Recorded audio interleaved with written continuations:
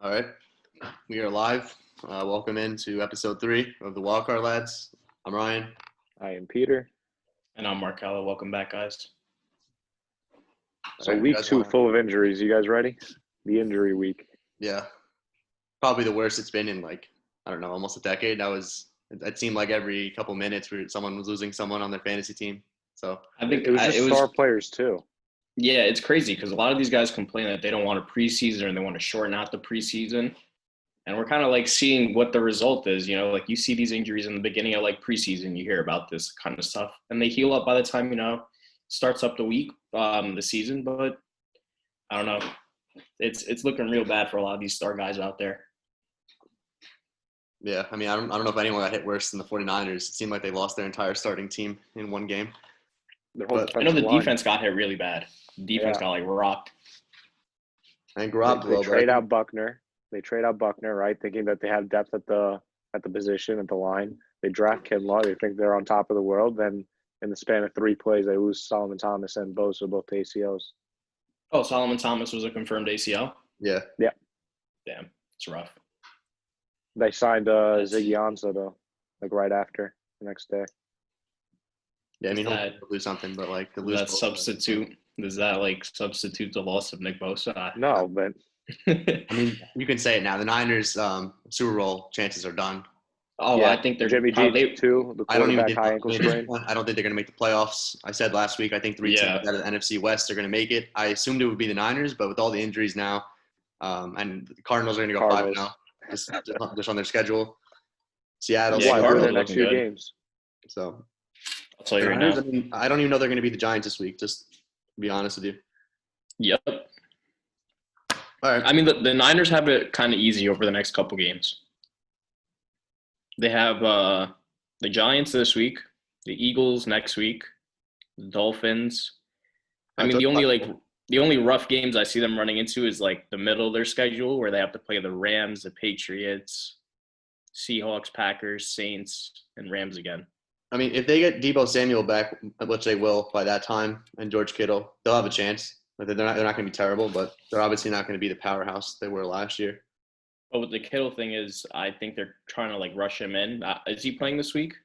It's still questionable. So I don't know. I think the re-injury risk on Kittle is just like too much to bank on him saving your season. Like I think other guys need to step up.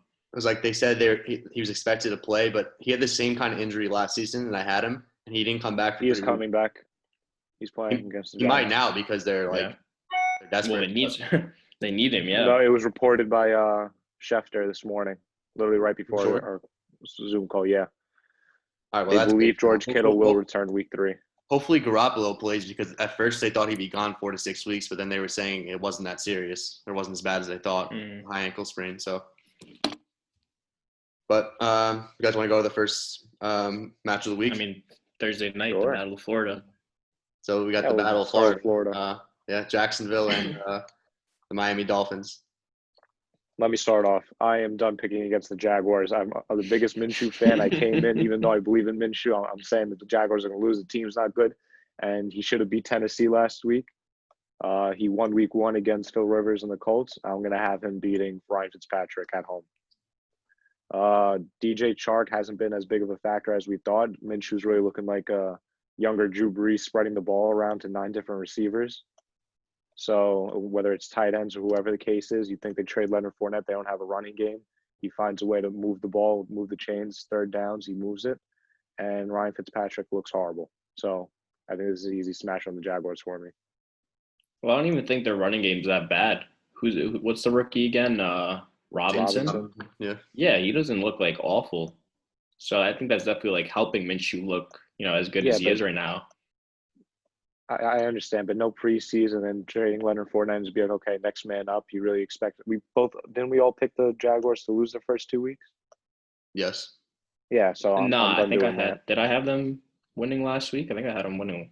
And it's not that much of a knock against the Dolphins because defensively they are better. One of their corners got hurt last week. Was it Byron Jones? Yeah. Yeah. What was his injury? I have no idea. It was a soft tissue because he didn't come back in, and then Stephon Diggs torched their rookie.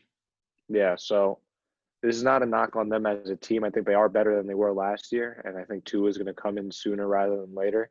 like by the next 2-3 weeks, Tua has to be starting. The fan base isn't going to take more of Ryan Fitzpatrick throwing 3 picks every game.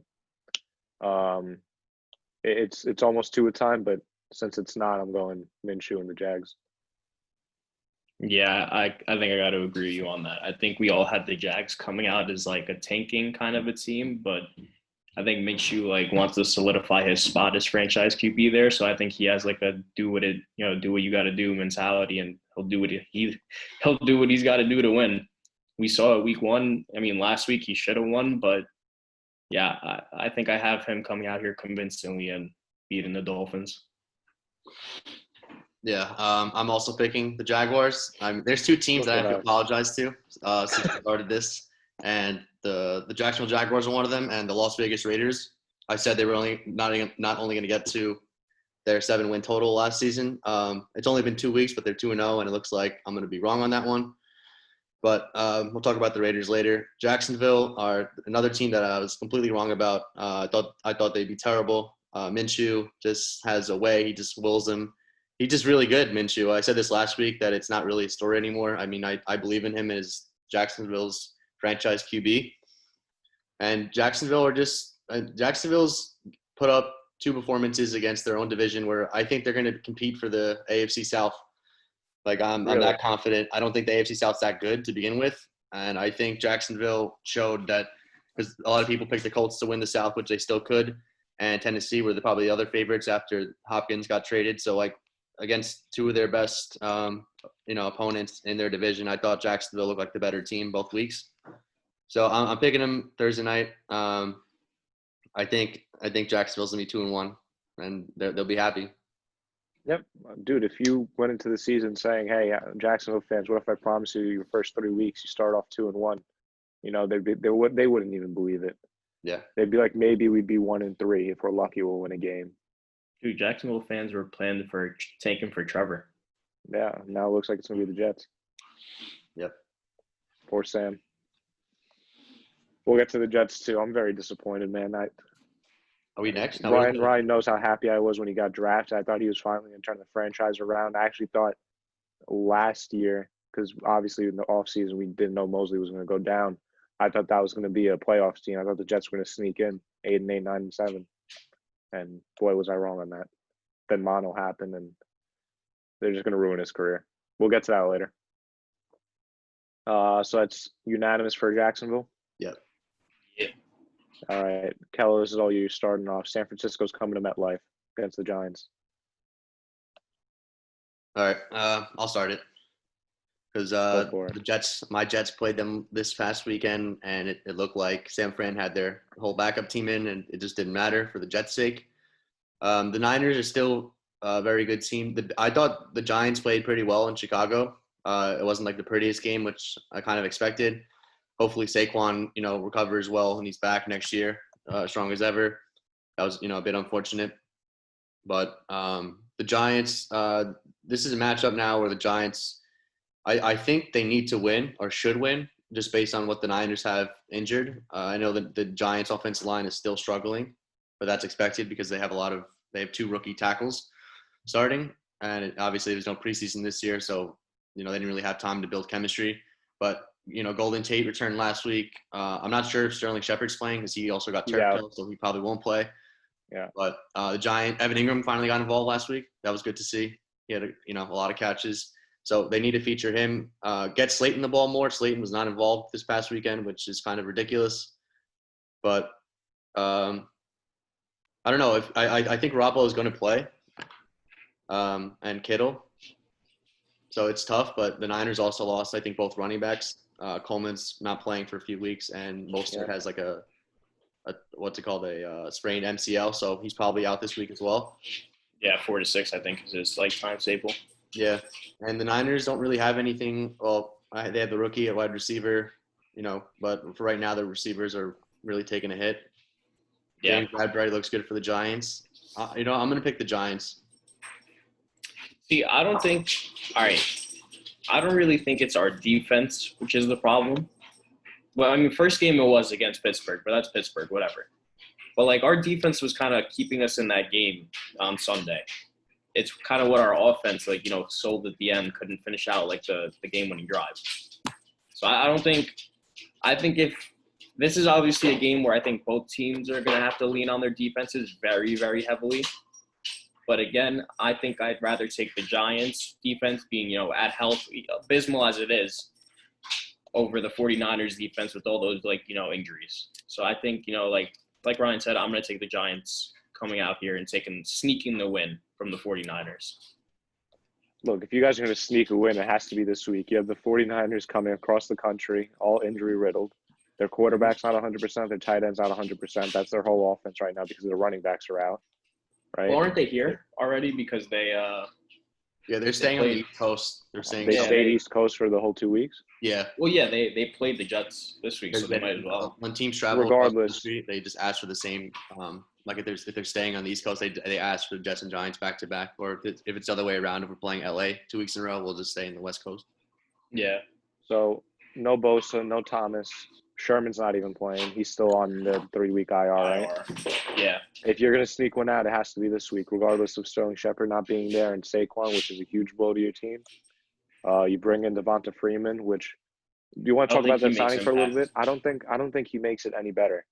I don't know. All right, so I don't think he makes impact this week.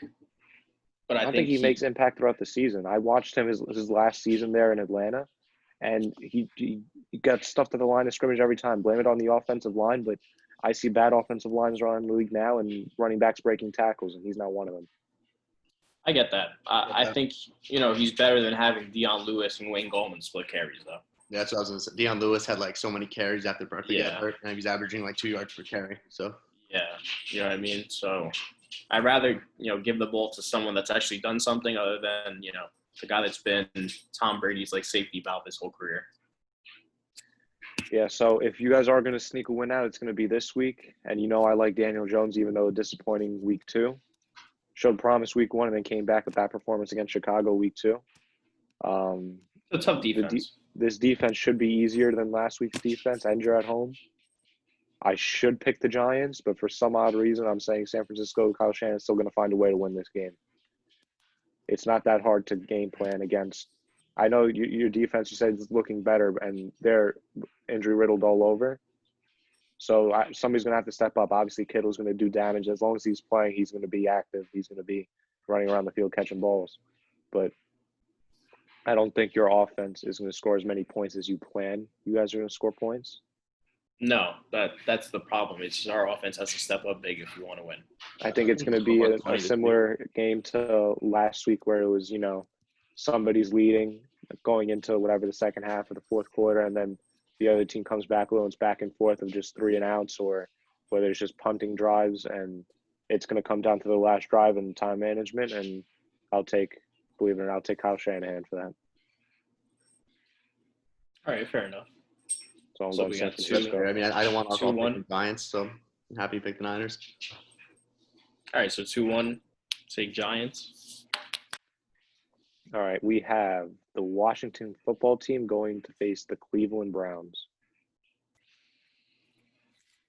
What do you guys think? Well, I want to pick the Browns, right? Because they looked great last week. Then you can't ignore what they did week 1, and I don't know. I need them to stay a little bit more consistent for me to really put this game. Damn. I think I'll still go Browns. I think, having Kareem Hunt, Nick Chubb is, ridiculous. So what they combine for, 200 plus and 4 touchdowns. So I just don't think you can stop that if you're the Washington football team, even though, the front 7 on that team is, scary to say the least. As a Giants fan, I have to see that 2 times a year. Scary stuff. But I still think I still feel like that Browns offense outside of the running game too is just way too versatile to stop for, I wouldn't say subpar, but an average team in Washington. They're on the rise. They're on the rise, but you can't really say they're there yet, I'd say they're average for now. If it wasn't for Dallas's offense, I'd pick the Washington football team to win the division. Really? Yeah. You're that confident? Wow. I love this team. Dwayne Haskins. Dallas's offense is just too explosive. You think Dwayne Haskins can lead that team to a division? I'm actually not even that big a believer in Dwayne Haskins, but I'm a believer in the talent around him. On offense? I'm a believer in the coaches. Mate. On offense too, though. What? Scary Terry? Yeah, I love Terry McLaurin. I mean, Antonio Gibson looks pretty good, running back. Yeah, he just needs to get involved more. We saw the split from week 1. It was more Peyton Barber. We were all surprised. And week 2, it was more Antonio Gibson's backfield. I think they're still trying to figure that out. But I think Gibson's the guy. He looked good. You still think that team's a division-winning team? No. In the NFC East, they could be. I'm telling you, if it wasn't for Dallas's offense, I don't think there's – obviously, we saw week 1. Granted, it was week 1, and the Eagles have injuries all over their offensive line. But if you could beat the Eagles, right, and they show they're very capable of beating the Eagles, anybody could beat the Giants, no offense. And it's just Dallas, and Dallas's defense is suspect. But at the same time, I don't know. I mean, look, like Washington had a really tough opponent last week, but I don't know. I don't think definitely not a division-winning setup over there. If Dallas didn't have the offense to bring themselves back in every game, it would be a different story. But for now, I'm not denying CeeDee Lamb's breakout and Michael Gallup's 50-50 ball and Amari Cooper's out routes and post routes. I'm not counting out that offense, not to mention Zeke. Not only that, Dallas always win their division games for like the last 4 years. Before they even got Lamb and all this, they just win. They go 4-2, 5-1 every year in the division. Well, look at their division the past few years. To be fair, I know, but like take a look at that. Washington haven't improved that drastically.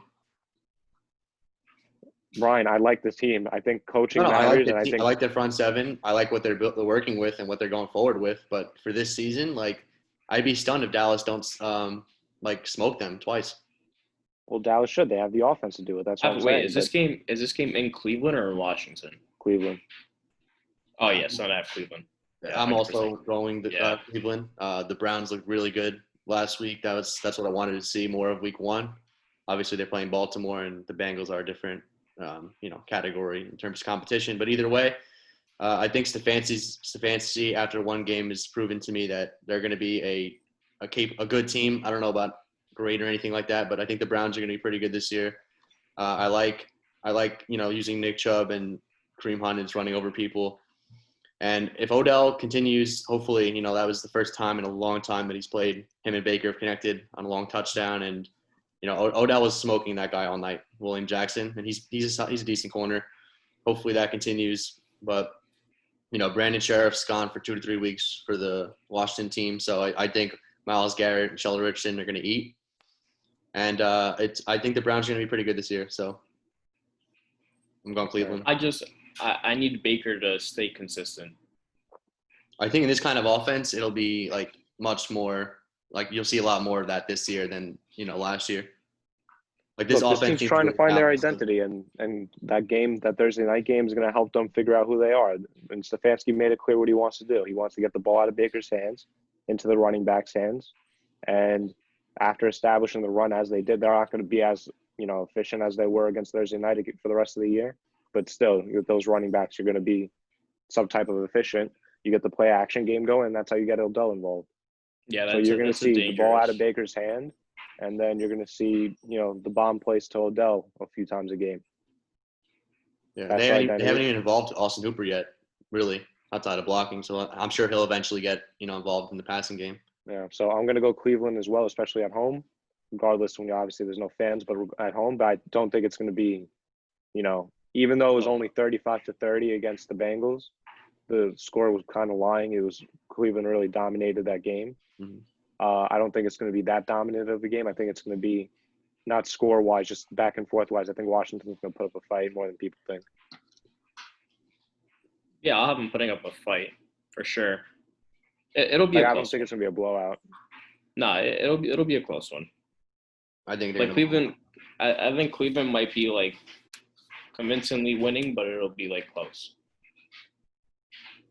If that makes sense. I don't think it's gonna be convincingly. I think you guys are underselling. Not like convincing. Like I think no one's gonna be like scared of Cleveland like losing this game. You know what I mean? I might be underselling Washington a bit. It just like And Arizona is a great team, and obviously, like, it's hard to stop Kyler Murray. I just wasn't that impressed with the Washington offense.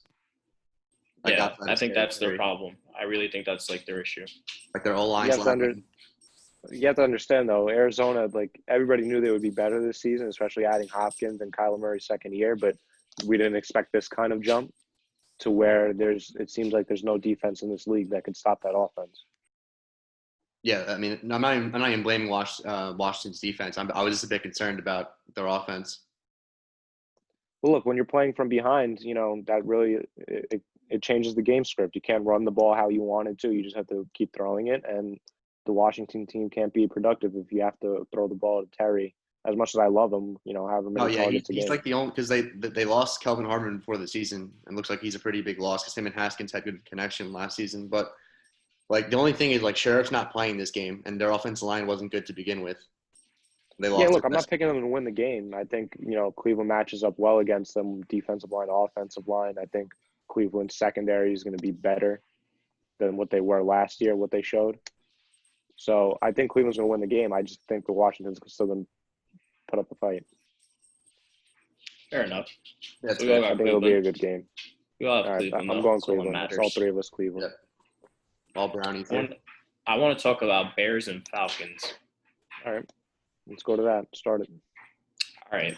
So I think the Bears are finally going to get exposed.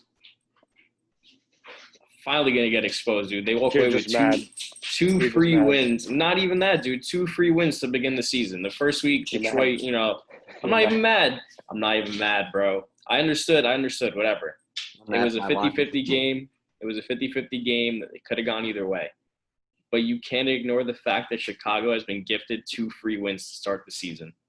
And I think this Atlanta team goes in and they do what they did last week, but they don't mess it up like they did last week. Dude, you have Chicago coming. If Atlanta goes up 2-3 scores, do you have Mitch Trubisky and Chicago coming back from that? I have Atlanta winning the game. There's no way Trubisky's beating Matt Ryan in a shootout. But yeah, can we give the Bears some kind of credit? They did come back in the Detroit game week 1. Okay. It was their game to lose, and they didn't lose. Dropped a wide open touchdown to win the game. Yeah, but they came back from halftime. They were down. I said this in the recap last week. Trubisky deserved a lot of credit, especially that fourth quarter. Like he did lead them back. The Bears didn't deserve to lose. It was just the Lions didn't deserve to win. Well, I think Stafford deserved to win. If you want to say the Lions deserve to lose, that's okay. But in turn, last week too, they should not have won. Well, I didn't catch last week's game for you, so they shouldn't have, dude. It was. Like, I don't know. I don't understand the play calling out of Jason Garrett in these late game situations. But he was like, it was like 8 seconds left. We were at the 13-yard line. His play on 1st and 10 was to hit a 3-yard little dink so that the clock would run down to 4 seconds and we would only be at the 10. That's the Adam Gase special. You don't like it? I didn't understand the play calling. If you have 8 seconds, 1st and 10, take a shot at the end zone, something, make sure you have 2 shots to get into the end zone. I think Chicago gets gifted 2 free wins to start the season. I don't know. No, I just think that you guys lost the game.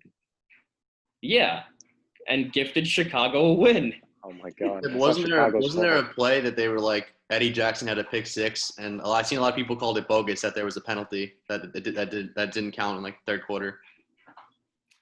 I missed the third quarter. Apparently, Eddie Jackson had a pick 6 that got called back because it was holding or something on the Bears defense. I don't know. But yeah, either way, it was a close game, and the Giants had a chance at the very end. But the Giants had a chance to steal it out at the end, and we choked the game away because of bad play call. Who pushed off? Because I know the pass wasn't even completed, but the Giants had PI at the end of the game. Was it Ingram? Oh, no, it wasn't Ingram. It was hold on. Was it Slayton? It was somebody big. It wasn't Slayton. Who pushed off? Tate? Yes, it was Tate. Tate. Yeah, Golden Tate pushed off. He was actually looking for the PI. Yeah, I watched the end of that game because I had Red Zone on at that point, and they were like, "Oh, we're going live to Chicago," and it says that the Giants have a game-winning opportunity. Yeah. And then I seen the play. I thought it was a flag on the Bears. It's like, oh my God, they're going down to the 1-yard line. Dude, that's what I thought too. I seen the flag and I was like, "Are we really back at the ball at the 1-yard line with one more chance to do this?" I had a good feeling we were going to convert even on the 1-yard line. I felt like you're gonna get blown up in like the backfield or something. Come on, man. Joe No, Judge and Jason Garrett would have ran No, that ball. I mean, if he was gonna run a play with Deion Lewis, just forget it. No, that wasn't going to be a play to Deion Lewis. I think that was probably going to be like a Daniel Jones keeper over the top if you're at the 1 yard line. I don't know. I feel like they haven't done that at all this year. Yeah, I thought it was gonna be I like a fade or Deion Lewis and run. Like a fade to Evan Ingram. But Either way, bad play calling to end the game. Chicago gets gifted a win. I think Atlanta comes out with the fire they had last week. It goes into a shootout, and Mitch Trubisky does not have it to keep up. Or Matt Ryan scores 28 points in the first half and none in the second half. I would have the Falcons to win the game too. I don't want to waste a lot of time on this. They're the better offense. Like I said, they're the better team. They're the better offense. And Mitch Trubisky's just not going to score 30-plus points if need be. So I'm going Falcons. yeah, I'm also gonna pick the Falcons. We'll keep it Anthony short. Miller looks horrible, by the way. It's Dropping touchdown passes against the Giants. who? Anthony Miller. Hey, Jay man, the put some Horrible? respect on our name. We're not an easy win anymore, all right? Yeah, dude, come on. Like, Allen Robinson's essentially a non-factor in this offense. Anthony Miller's dropping open passes, open touchdown passes. Well, we'll Balls in say his hands and Bradbury did a falls pretty through. good job on Allen Robinson. You gotta give him credit. That's what I'm Bradbury's saying, a though. good The first corner. 2 weeks, where's Allen Yeah, he is. Robinson been? He's supposed to be an elite receiver in this league, no? No, I still think he is. I think a lot of this is still Trubisky. I don't know if you guys saw this, too. It is Trubisky because there was a stat, I think it might have been by PFF, and they said Allen Robinson so far this season has only had 17 of the passes thrown to him have been deemed catchable, and Yeah. he liked that tweet. I've seen he's been liking a lot of tweets that have been – a lot of Bears fans are trashing Anti-Bears. on him, saying, oh, you only caught 2 passes this week. So it Well, feels they're like trashing on him because he's making it seem like he doesn't want to be there. No, I understand that, but at the same time, like, they don't want to pay him. Like, Yeah. So it's a bad situation there. yeah, that seems to me like he's going to be traded by the deadline if Chicago don't win. Or if they do win, then Well, he'll just be There franchised. was that weird thing where apparently he was unhappy. He came out and was saying he was unhappy. He wasn't hiding from that. Then there was a rumor that his team was asking for a trade. And then he came out a few hours later saying, we're not seeking a trade. He had to talk with Nagy and work things out. And then they come out why week the Bears 2 and show extending that. Tariq Cohen and not actively working? That made zero sense to me. They extended Tariq Cohen. They gave him whatever it was, $17 million. And then they targeted him like once. I know that, but he's not even a vocal point of the offense. Like, get Robinson. He's clearly your best player on offense. I don't know. Maybe, it was questionable last season. People were blaming Mitch. Maybe Nagy should be on the hot seat. Yeah, I mean, he's 2-0, so it'd be hard to be on the hot seat right now. But that's what I'm saying, because it was last year and we put all the blame on Mitch, which blame should have gone on Mitch, but it was also Nagy. It was playing calling. It was time management and game script. Nagy did nothing to help. I mean, Trubisky might not be that good anyway, but he didn't. Like, he just ran his own offense. He did nothing to adjust to help Trubisky at all or the Bears. But I mean, forget the Bears for a second. Let's talk about Atlanta. In the most Atlanta way possible, they lose this game. Their players don't know the rules for special teams. Like, it's crazy. This is what I'm talking about. Like, how do you even blame Matt Ryan for the loss? He's up 39. He's up 39-30. He never touched the ball. You can blame Matt Ryan for the loss. You can. You can. It's very easy. Yeah, sure. No. Onside kick not being his fault. Obviously, the onside kick's not his fault, and obviously the defense not letting them, get that CD land, whatever, 30-yard catch, all that. I understand that, but he can't keep going into halves, like the second halves, up 20-plus points, and stop putting up points. You need to keep scoring. You need to keep your foot on the gas. No, I understand. 39 points, I understand it's a lot of touchdown. points. The man scored 39 points. He was winning 39-30, and he never touched the ball again. But Ryan, if you see the team scoring this, but he touched the ball last, and his team is technically up 2 scores. 39-30 is 2 scores. Yeah, it's not his fault. Dude, look, honestly, yeah, it's really not his fault that they botched that onside kick. Yeah, and Dan Quinn again. Like, how is he still the coach?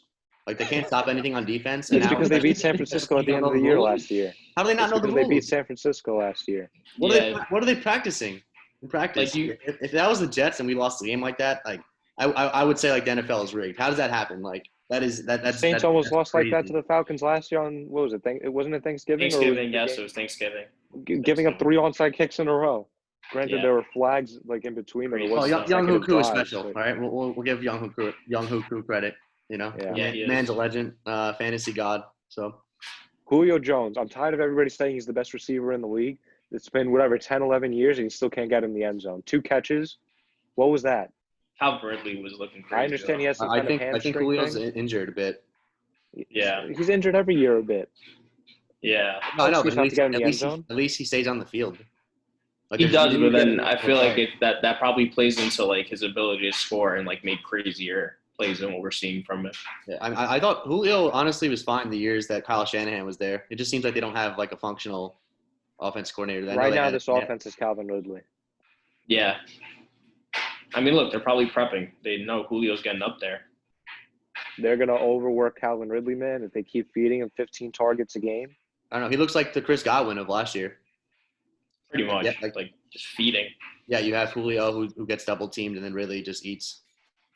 That's fine, though. Yeah, that worked. Yeah. Atlanta's works, not losing games because of offense. Like, they're scoring like almost 40 points a week.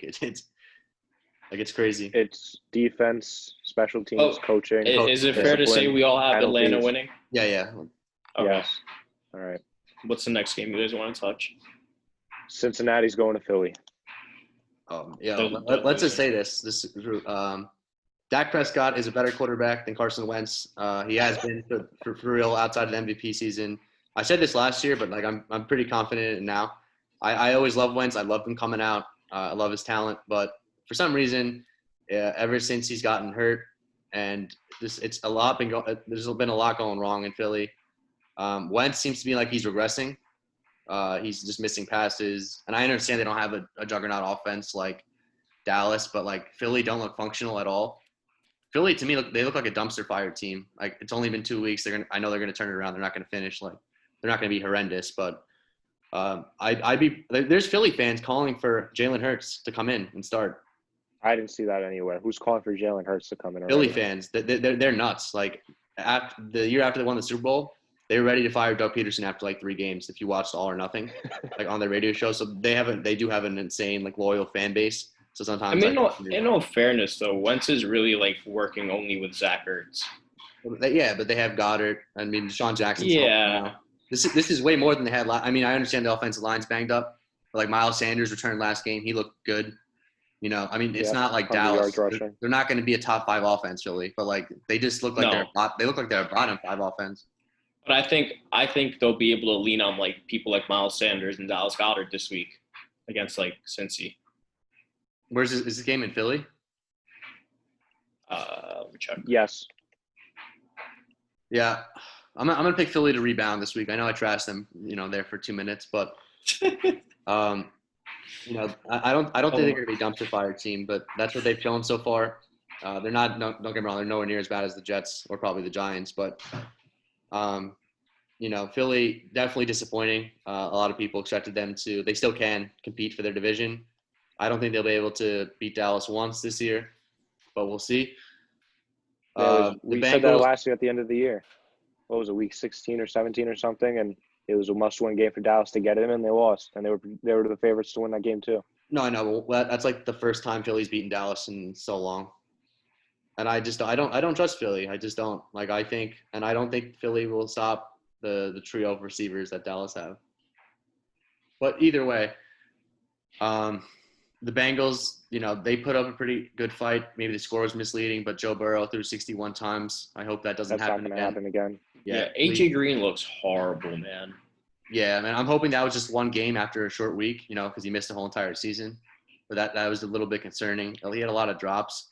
But you can probably say it was a short week, but I think this is probably just like us starting to see the decline of AJ Green just because he's missed so much playing time that he probably I don't think he's up to speed. I really hope not. Yeah, he's not a quarterback where at 31 years old you could still play like you're in your prime. He's a wide receiver. Yeah, he's worn down. That's what I'm saying. Like, he's been so injury riddled that I think it's like hindered his ability a little bit to play on the field now. Unless you're Larry Fitzgerald, you don't have the same kind of. Like, not for nothing, man. He was making like ridiculous plays with Andy Dalton, and like Joe Burrow, of course, unproven still. No, but I'm saying Joe Burrow, like unproven still.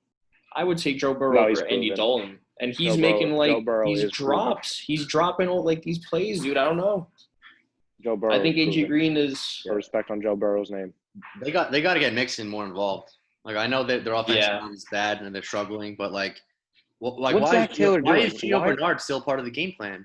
Yeah, why is he utilizing Gio Bernard? Joe Mixon's getting like 10 carries. It's And crazy. why is your star number 1 overall pick in the draft, second week of his debut, throwing 61 passes? 60, yeah, that was ridiculous. You don't do That was that. crazy. You know how sore Joe Burrow's arm must have felt that next morning on Friday morning? At least he had 10 days off, but yeah, that's not like you can't do You that. don't do that to your season. You don't do that to your rookie quarterback. I don't care. No. Yeah. And I think he took some hits in this game, but Myles Garrett hit him 8 times, and obviously had the forced fumble. So he was Breaking news: Giants just placed Sterling Shepard on IR. Not surprised, dude. That guy's like 1 concussion away from retiring.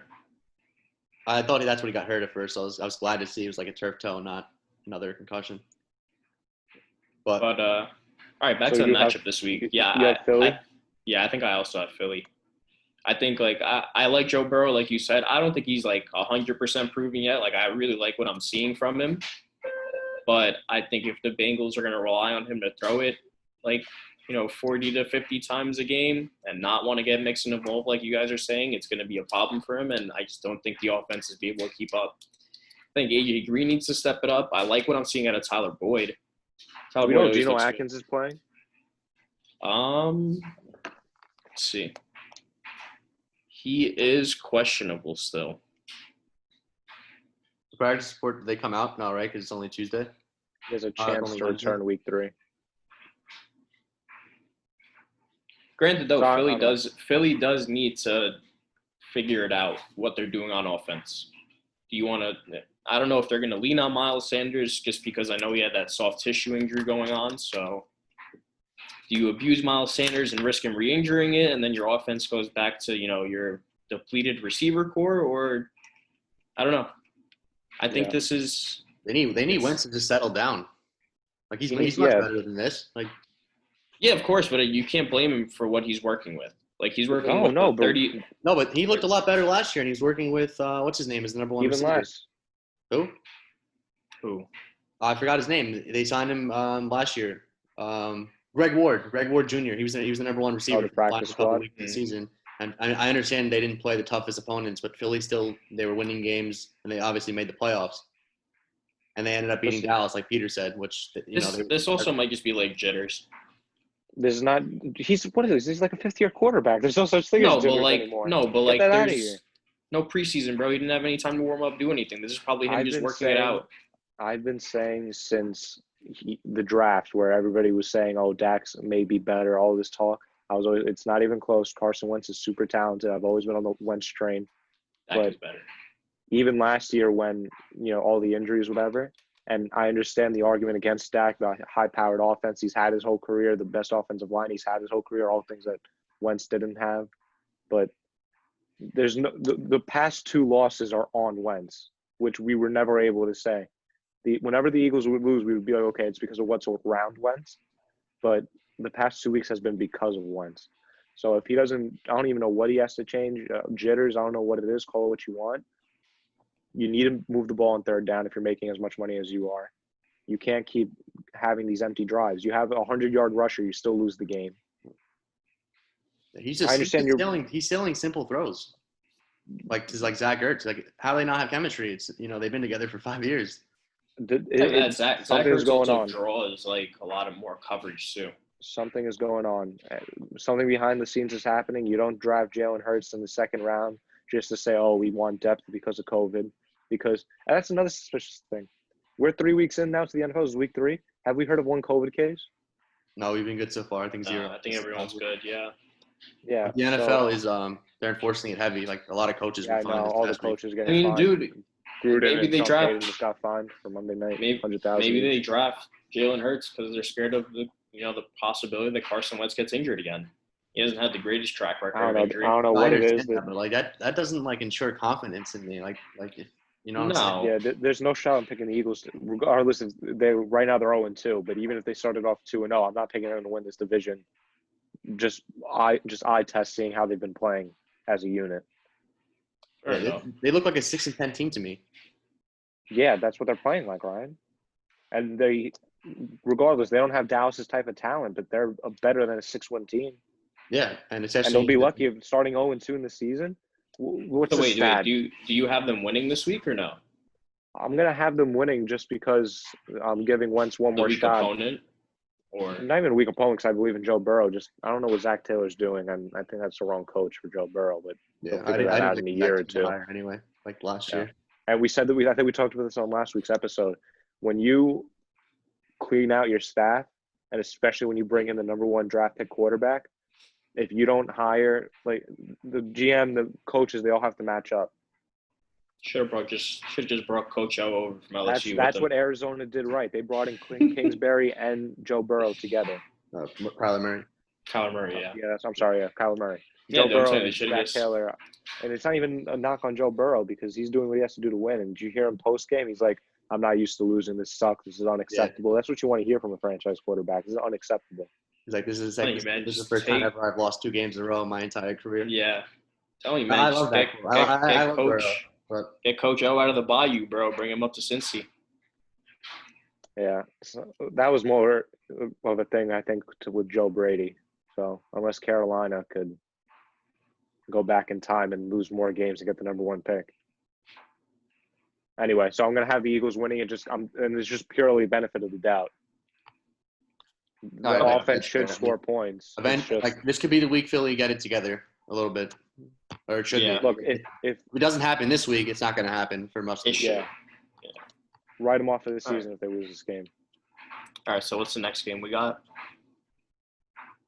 The Las Vegas Raiders are going to New England. I guess we're going to talk about the Saints now too. Well, I mean, we can mention the Saints whenever they're Sunday night, right? I think the Raiders. Yeah, Sunday night. I mean, look, I have New England going out and winning this game. They should have won last week against, the Seahawks. I don't know what transpired at the goal line, who missed what block, but did Cam have time to bounce it outside, or do you think he would have been wrapped up? I just didn't like the playing call. Everybody. No, I love the Patriots play call. knew what they were going to do. No, I like Patriots knew what they were going to do. I love it. I Seahawks knew what they were going to do. I love it when you have everybody Cam watching Newton. the game knew what they were going to do. I love it when you have Cam Newton. The entire game. Like, I think what they should have done. I actually like the play call. Like, I'm on Markello's side here. Me too. I love it. I think they should have saved that pass that they threw in the. Remember the pass where he faked the run and then he threw it over the jump. That's what they should have saved for the final play. They would have won the game. Yeah, that would have been interesting. They should have ran it again. I don't understand Cam Newton. I'll let Kel finish first. Go for it. I don't know, man. Do you guys think he had time to bounce it outside? I like the play call. I think if that's you can say that after the fact, but the fact is he was working all night. He was going interior and whatever. Bobby Wagner was the one who actually blew up the play, and then LJ Collar got him in the air. But Bobby Wagner's the one who kind of forced him. If you see the play again, just watch on Bobby Wagner. He made it was definitely outside. So and then he got blown up. It was definitely designed to go up the middle, but then it just got stuck. Well, we knew it was going to happen. We knew it. No, but Seattle couldn't stop them all night. Exactly. I understand. So they ran the same play over and over, but if you know what it's going to be, I'd rather. My mentality is if it's no time on the clock, you're on the 1 yard line. You either do the play they haven't been stopping that they know is coming, or do something that will still be effective and they don't see coming. I'm doing that. Well, the Seahawks had the same idea in the Super Bowl, and then they threw an interception at the goal line and lost. No, but that was stupid. That was no. Yeah, no. So why is it? I just think it was a good play by Seattle to stop him. That's it. I think Seattle just locked up. I think both teams played a phenomenal game, but if you have New England playing, if you have New England playing like that against Seattle, just imagine what they're going to do to the Raiders this week. No, I'm not saying that. I'm not saying that because that's what I said with the Saints. You guys, dude. That. First of all, let me tell you guys something. I don't want to touch on the Saints too much for now, but the only reason the Raiders won that game is because you guys couldn't get anything started on offense, and that's the only reason. The reason why the Raiders won the game. The reason why the Raiders won the game is because I had PTSD. Yeah. I was experiencing post-traumatic stress. I was brought back to 2015 and Brandon Browner. I was brought back to over 100 penalty yards for a game. Yeah, and look, Derek Carr, Janoris Jenkins, we finally have a chance to win the game and get the ball back. Why an uncatchable ball to Henry Ruggs? Why are you hooking his arm? Why are you doing any of that? Oh my God! It was just. I thought it was We'll touch on the 2015. Saints later, but like that was Yeah. a game. Yeah, so but either way, I have the Raiders Cam and the credit for that. Pats. What happened? Cam and the Pats 100% coming in and taking the W this week. I'm also going Cam and the Pats. I thought Cam looked phenomenal. It's even better than I thought he would look in New England so far. And Seattle, yes, their defense is lacking a little bit, but Seattle to me seems like they're a top 5 team in the whole NFL. They're actually the Vegas odds-on favorite to win the Super Bowl right now. So that's where Seattle's headed, maybe. But that was a really fun game. I will say I enjoyed every minute of that game. It was back and forth. Russell Wilson was phenomenal. But I think Cam also proved himself, and I think we've seen that all over, people giving him credit and saying how Belichick, stole another one. They were showing a bunch of quarterbacks that were paid more than him, and it was an embarrassing list. Nathan Peterman's on that list. But what? Yeah, we won't touch on it. Everyone knows. But That's sickening. And the Raiders deserve credit. I mean, I didn't think they were going to win 7 games this year. They still might not. But like the Raiders John Gruden looks like he has. There's a certain like bond and the unity with that team, and that they've been building now for the last 2-3 seasons. It looks like some of it's coming together finally. Derek Carr, I'm not really a big fan of him, but I will give him credit. Even if the Saints just had a straight up stinker, he still beat the Saints in his brand new the stadium we were talking about last week. That stadium's awesome. It's gorgeous. Oh, it's sick. I want to go there after COVID. I think they called it like the Death Star or something like that. Dude, it's sick. Yeah, that stadium is the nicest one in the NFL. But for the Raiders, like Darren Waller, I think is the 3rd best tight end in football, like behind Kelsey and Kittle. Like he is. Maybe he doesn't block. I don't care. That man is a freak phenomenal. athlete. Even with Mark Andrews, mismatch. Really? Yeah. Somebody that tall should not be that fast. Dude, the Saints are putting like Demario Davis is the only one capable of guarding him. Malcolm Jenkins couldn't hold him. Jenkins. Oh my God, it was painful. I'm telling you, it was 2015. They kept trying to change matchups. It wasn't really working. Maybe Demario was the only one, a capable one. But either way, Darren Waller is a mismatch every single week. They just keep feeding him. Josh Jacobs, even though the Saints do have a good run defense, Josh Jacobs, like he flashed. He's a bruiser. He's one of the better running backs. But he dominated that game. He's one of the better running backs in the NFL. So like the Raiders have things going for them offensively. I'm not the Saints. It seems to me like their defense, their offense has struggled to get going. I'm not really a big believer in the Raiders defense yet. But either way, they've added a ton of first round picks and talent to it. So it looks like it's finally coming together. But like I think Cam and the Patriots are going to be too good. It's going to be too much of a mismatch. So I'm going Patriots. All right, so I'm going to start off with the Raiders. I've always been a John Gruden believer. When they got Mayock, I knew it was going to be a turnaround in the franchise. I didn't think they were going to beat the Saints, but I didn't think they were going to win the division either. I'm not saying I predicted them to break out, but I do think that Gruden had the potential to bring it around. Remember Ryan last year we talked about, you thought by next year sometime he would be fired by now, like when he first got hired. Yeah. We were talking about it, and I told you, look, they're going to give him time. He's going to turn it around.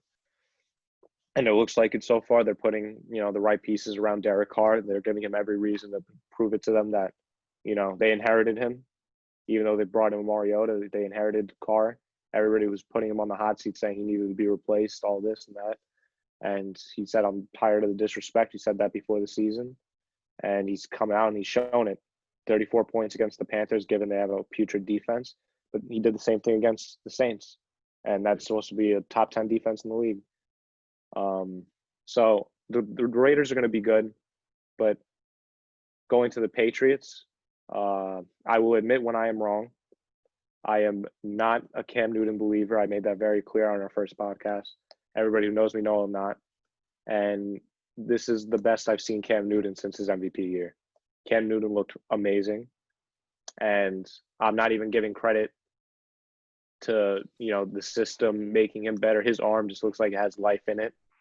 He's like flinging it. He's throwing lasers. And I have not seen that from Cam. Even the MVP year, I didn't see that.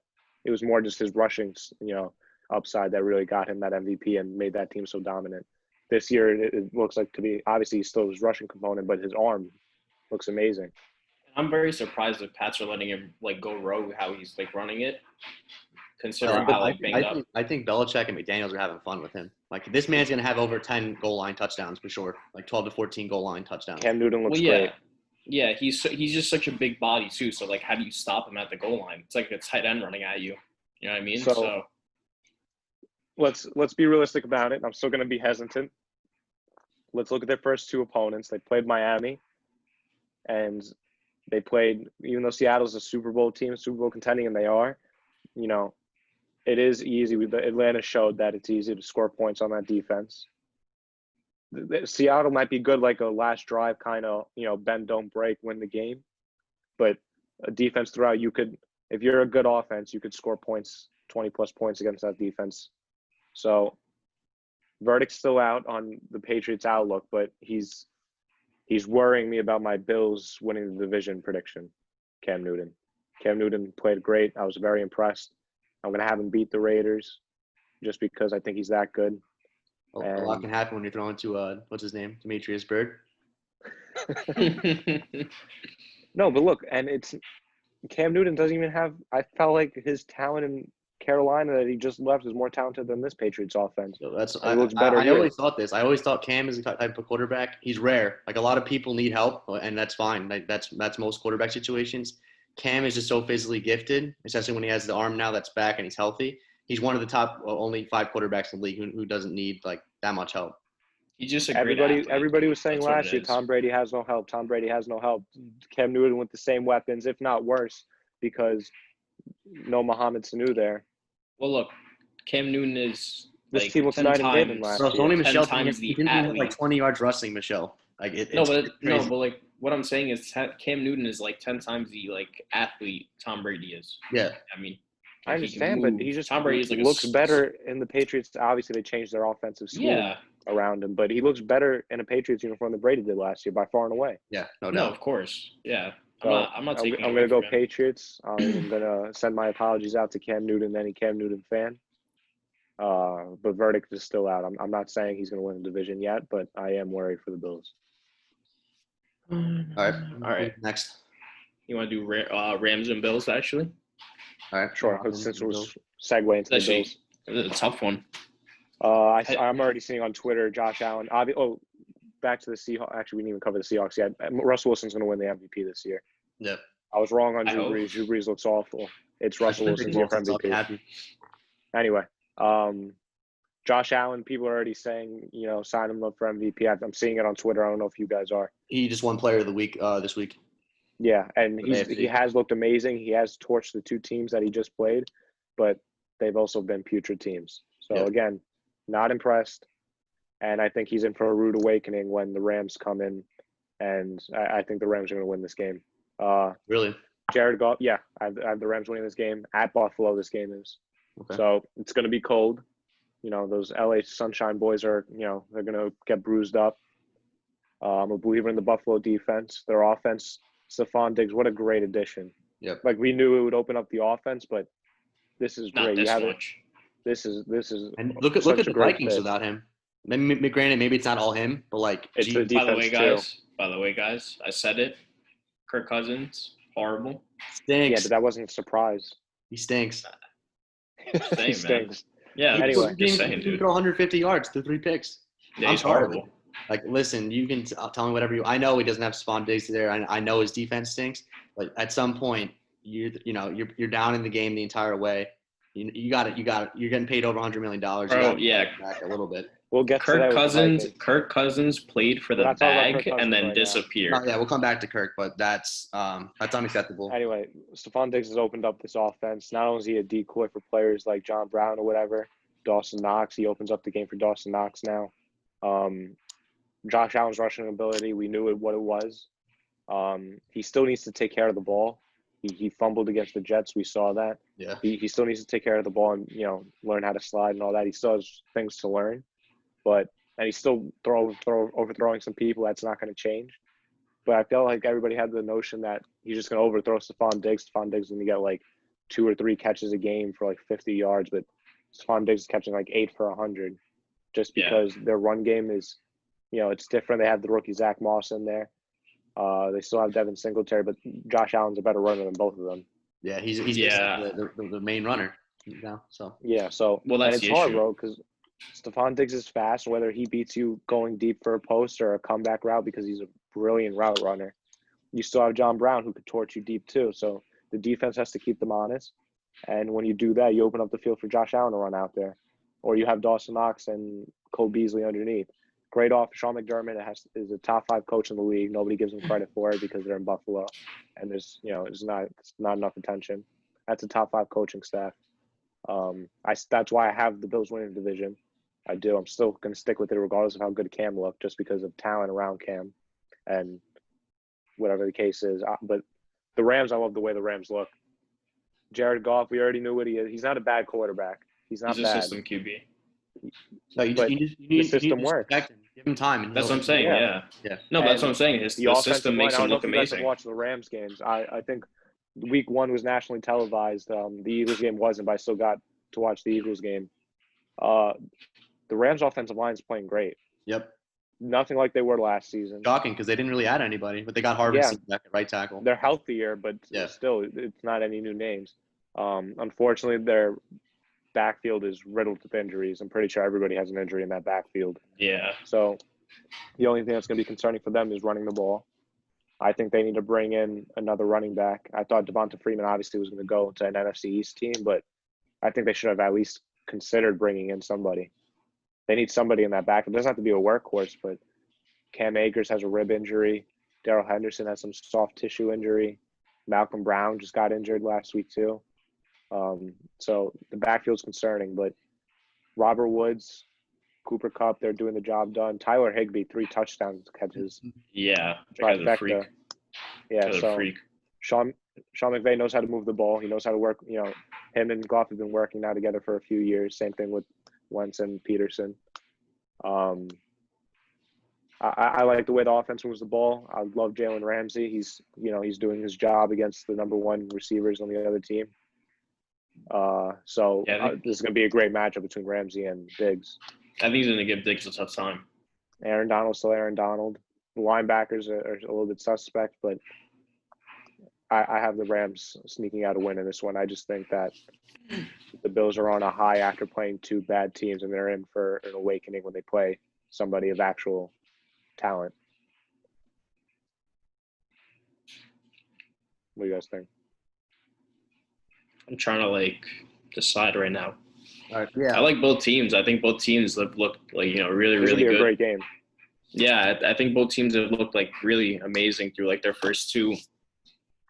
But like you said, Bills kind of did play 2 teams that weren't anything crazy. I just think they're running on a high. That could be a good thing though. That could be something that gets them, over the top you get for this punched game. in the mouth. Well, yeah, it depends if they take the punch and roll with it, or they just get stunned. I think it's gonna be a big Robert Woods week. Robert Woods revenge game. Yeah, I think it's gonna be a big Robert Woods week. I feel like Cooper Kupp has been kind of quiet as of late, though. Kind of waiting for him to have a breakout week. He had a decent week last week. He just fumbled. Yeah. Yeah. Well, he shouldn't have even brought that out of the end zone. That was just bad decision. But continue. Yeah, I don't know. I want to say Rams, but I really like how Josh Allen has looked through these first 2 games. So I think it's going to come down to one of those things of whose offense is going to outperform. I mean, I just don't want to pick anything because both teams have so dormant run games. Like you said, the Bills, Josh Allen's your best runner, and then you're dealing with your laundry list of injuries over there in LA. I think I'm going to have LA to take this one, though. I think Sean McVay is just an offensive guru, and he's going to figure it out no matter what. How are you going to stop Higbee 3 touchdowns last week? Well, they don't really have a deep threat. They're more of an attack over the middle kind of team. Yeah, I don't feel good about picking them. I don't know. Well, I think if the Bills, if Tremaine Edwards and Matt Milano are playing, I don't think they are. Okay. Is Robert Quinn playing for the Rams? I would have picked Buffalo if they were playing. Is Robert Quinn playing for the Rams? No, he's on Chicago. Oh, sorry. Oh, wow. Crazy stuff. But even I'm actually stunned. I'll get into mine. The Rams defense looks a lot better than I thought it was going to be. I know Aaron Donald's a beast and Ramsey. Well, they have guys who have stepped up. The middle of that, the linebacking core just does it for me. I don't know. I don't know. I mean, I think after all the hits they like lost all the players like Dante Fowler. Like I just didn't think the Rams would be. I thought they'd be a decent team. I said in my first video, like in our first video, that the Rams were being like slept on. But the Rams defense has impressed me the most because I did expect the offense to get back on track. But like the Rams I mean, maybe just because like Philly's playing terrible, but like Do you think they do enough though to even like against Dallas, contain? they played pretty well. Like I mean Dallas. I mean I give Dallas like a high amount of respect for their offense. So I don't Do know. you think they can contain Josh Allen though? What happened? That's the problem. Do you think they can contain Josh Allen from like breaking free and going rogue and running around? I don't think Josh Allen's gonna throw 400 yards this week again. No, I'm not saying in the passing game, whatever, because he's going to do damage in the I passing think it's game. gonna be a really close game. Like I think like Buffalo, they're tough to stop. Like Stephon Diggs it's such a major addition, and it's worked out. I couldn't ask for anything better the first 2 weeks. Josh Allen looks good, but like Josh Allen, he still might turn the ball over once or twice a game. Like, is that going to be a difference in this type of game where like the competition's better? That's why I don't trust like Josh Allen when it comes to playoff times, but like when he plays the good teams. But for this game, and if Milano and Edwards don't play, because even Fitzpatrick was having some success last week, and he's not good. So I'm gonna pick the Rams. I feel like Buffalo could win this game though. I'm not totally writing off Buffalo. Yeah. It's definitely a winnable game. Wins done me. Like this could be the game also that Jared Goff gets some pressure in his face. Yeah, I think the Bills are favored to win too. But yeah, I think actually the Rams don't have Harrelson. Do they have Henderson listed? No, I think he's playing. That's fully healthy. Yeah. All right. So I mean, Malcolm Brown. I don't know. I think it's the Rams that I think their defense really needs to like focus on containing Josh Allen in the run game most of all, because Stephon Diggs and Josh Allen are going to do their damage to you. And so I think if they can, he should be in there. Should be. I think he will be. But I think we need more than Aaron Donald to step up. Aaron Donald had no problem against Dallas, and Aaron Donald really has no problem against anybody. So he'll be. Yeah, he's a freak. So. Yeah. I don't know. So is that three Rams? Yeah, I'm gonna say I'm Buffalo, and I might if I see Milano and Edwards are actually playing. This might be a game that change like Sunday morning, but for right now, if they're out, I'm picking the Rams. All right. I'm gonna go Rams, but I'm not happy about it. You're right, Peter. It could be the Robert Woods week or even Cooper Kupp, because what the Bills don't do, which they probably should, they don't really shadow Tre'Davious White. He kind of stays in that right side of the field.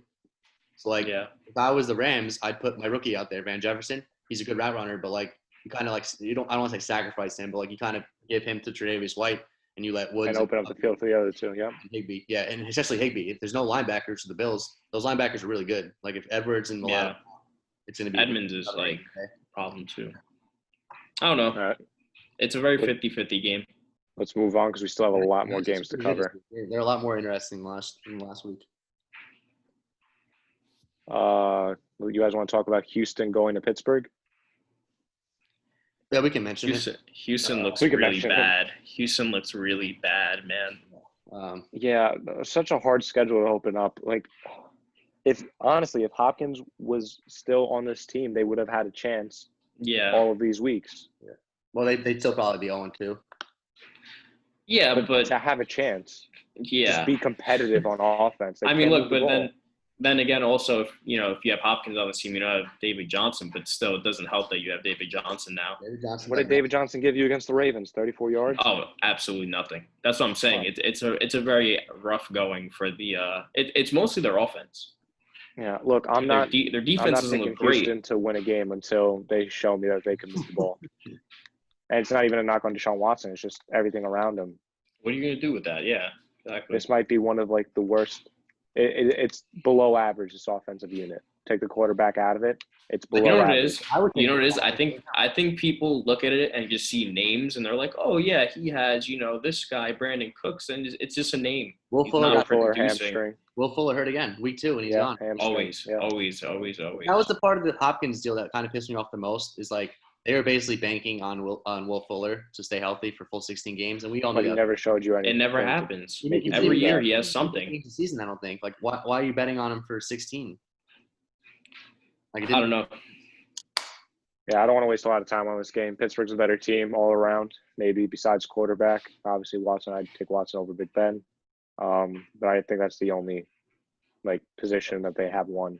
I will say Pittsburgh didn't look. I mean, like their defense line dominated against Denver, but Denver were in that game the whole entire way, even when Drew Lock got hurt and Courtland Sutton. So like Pittsburgh, I know it's still early in the season, and not everyone comes out on firing. But Pittsburgh, for me, might not be as good as I thought they were going to be. It's still early. I picked them to go to the Super Bowl, so like my concern level is a bit like they're going to be a good team. They're going to make the playoffs. We'll see if they're as good as I thought they were going to be. We're going to need there's stuff that's starting to click. Like Chase Claypool had that long touchdown. That's nice to see. Like you have other options now. Deontay Johnson, I'm a big fan of him, but he also has fumbling and drop issues. That's got to stop against quality teams. But the Texans are they're not good. It's a shame really, but this is what happens when you like I Bill O'Brien as your young. Sean Watson's top 5 quarterback, but like a lot of these almost every single quarterback needs weapons, needs good offense. You just need good pieces around him, and the Texans don't offer that. Their offensive line, it's still an issue. It's better, but like the right side of the line is a mess. David Johnson's really week to week for me, kind of like Will Fuller. Like this could be the week he gets hurt. Like it wouldn't stun anybody. Yeah. So that I don't trust him going into every week. Brandon Cooks is also maybe a concussion away from retiring. So like the Texans, they just seem they're like a ticking time bomb. Like I think this is a team that just needs to blow it up. Bill O'Brien gets fired. Hopefully, because I think they're at the point where they need to blow it up. Like I wasn't ready to say even before the season. I was like, all right, also give the Texans a chance to win the South as like maybe 8 or 9 wins. I'm not even sure they get there now because it's crazy because they might have the best they do have the best quarterback in the division, and they might finish 3rd or 4th in their division, which should never happen. I don't think they're going to finish 4th, but I think they're in the long run they're going to end up lapping Jacksonville because it's really just their beginning schedule. What I've seen, and granted, the Texans have played 2 very good teams, and maybe the Jaguars didn't because they played 2 people in their division. Yeah, I know, but Ryan, healthy Deshaun Watson is impossible. We agree that the Jaguars are a better football team than the Houston Texans.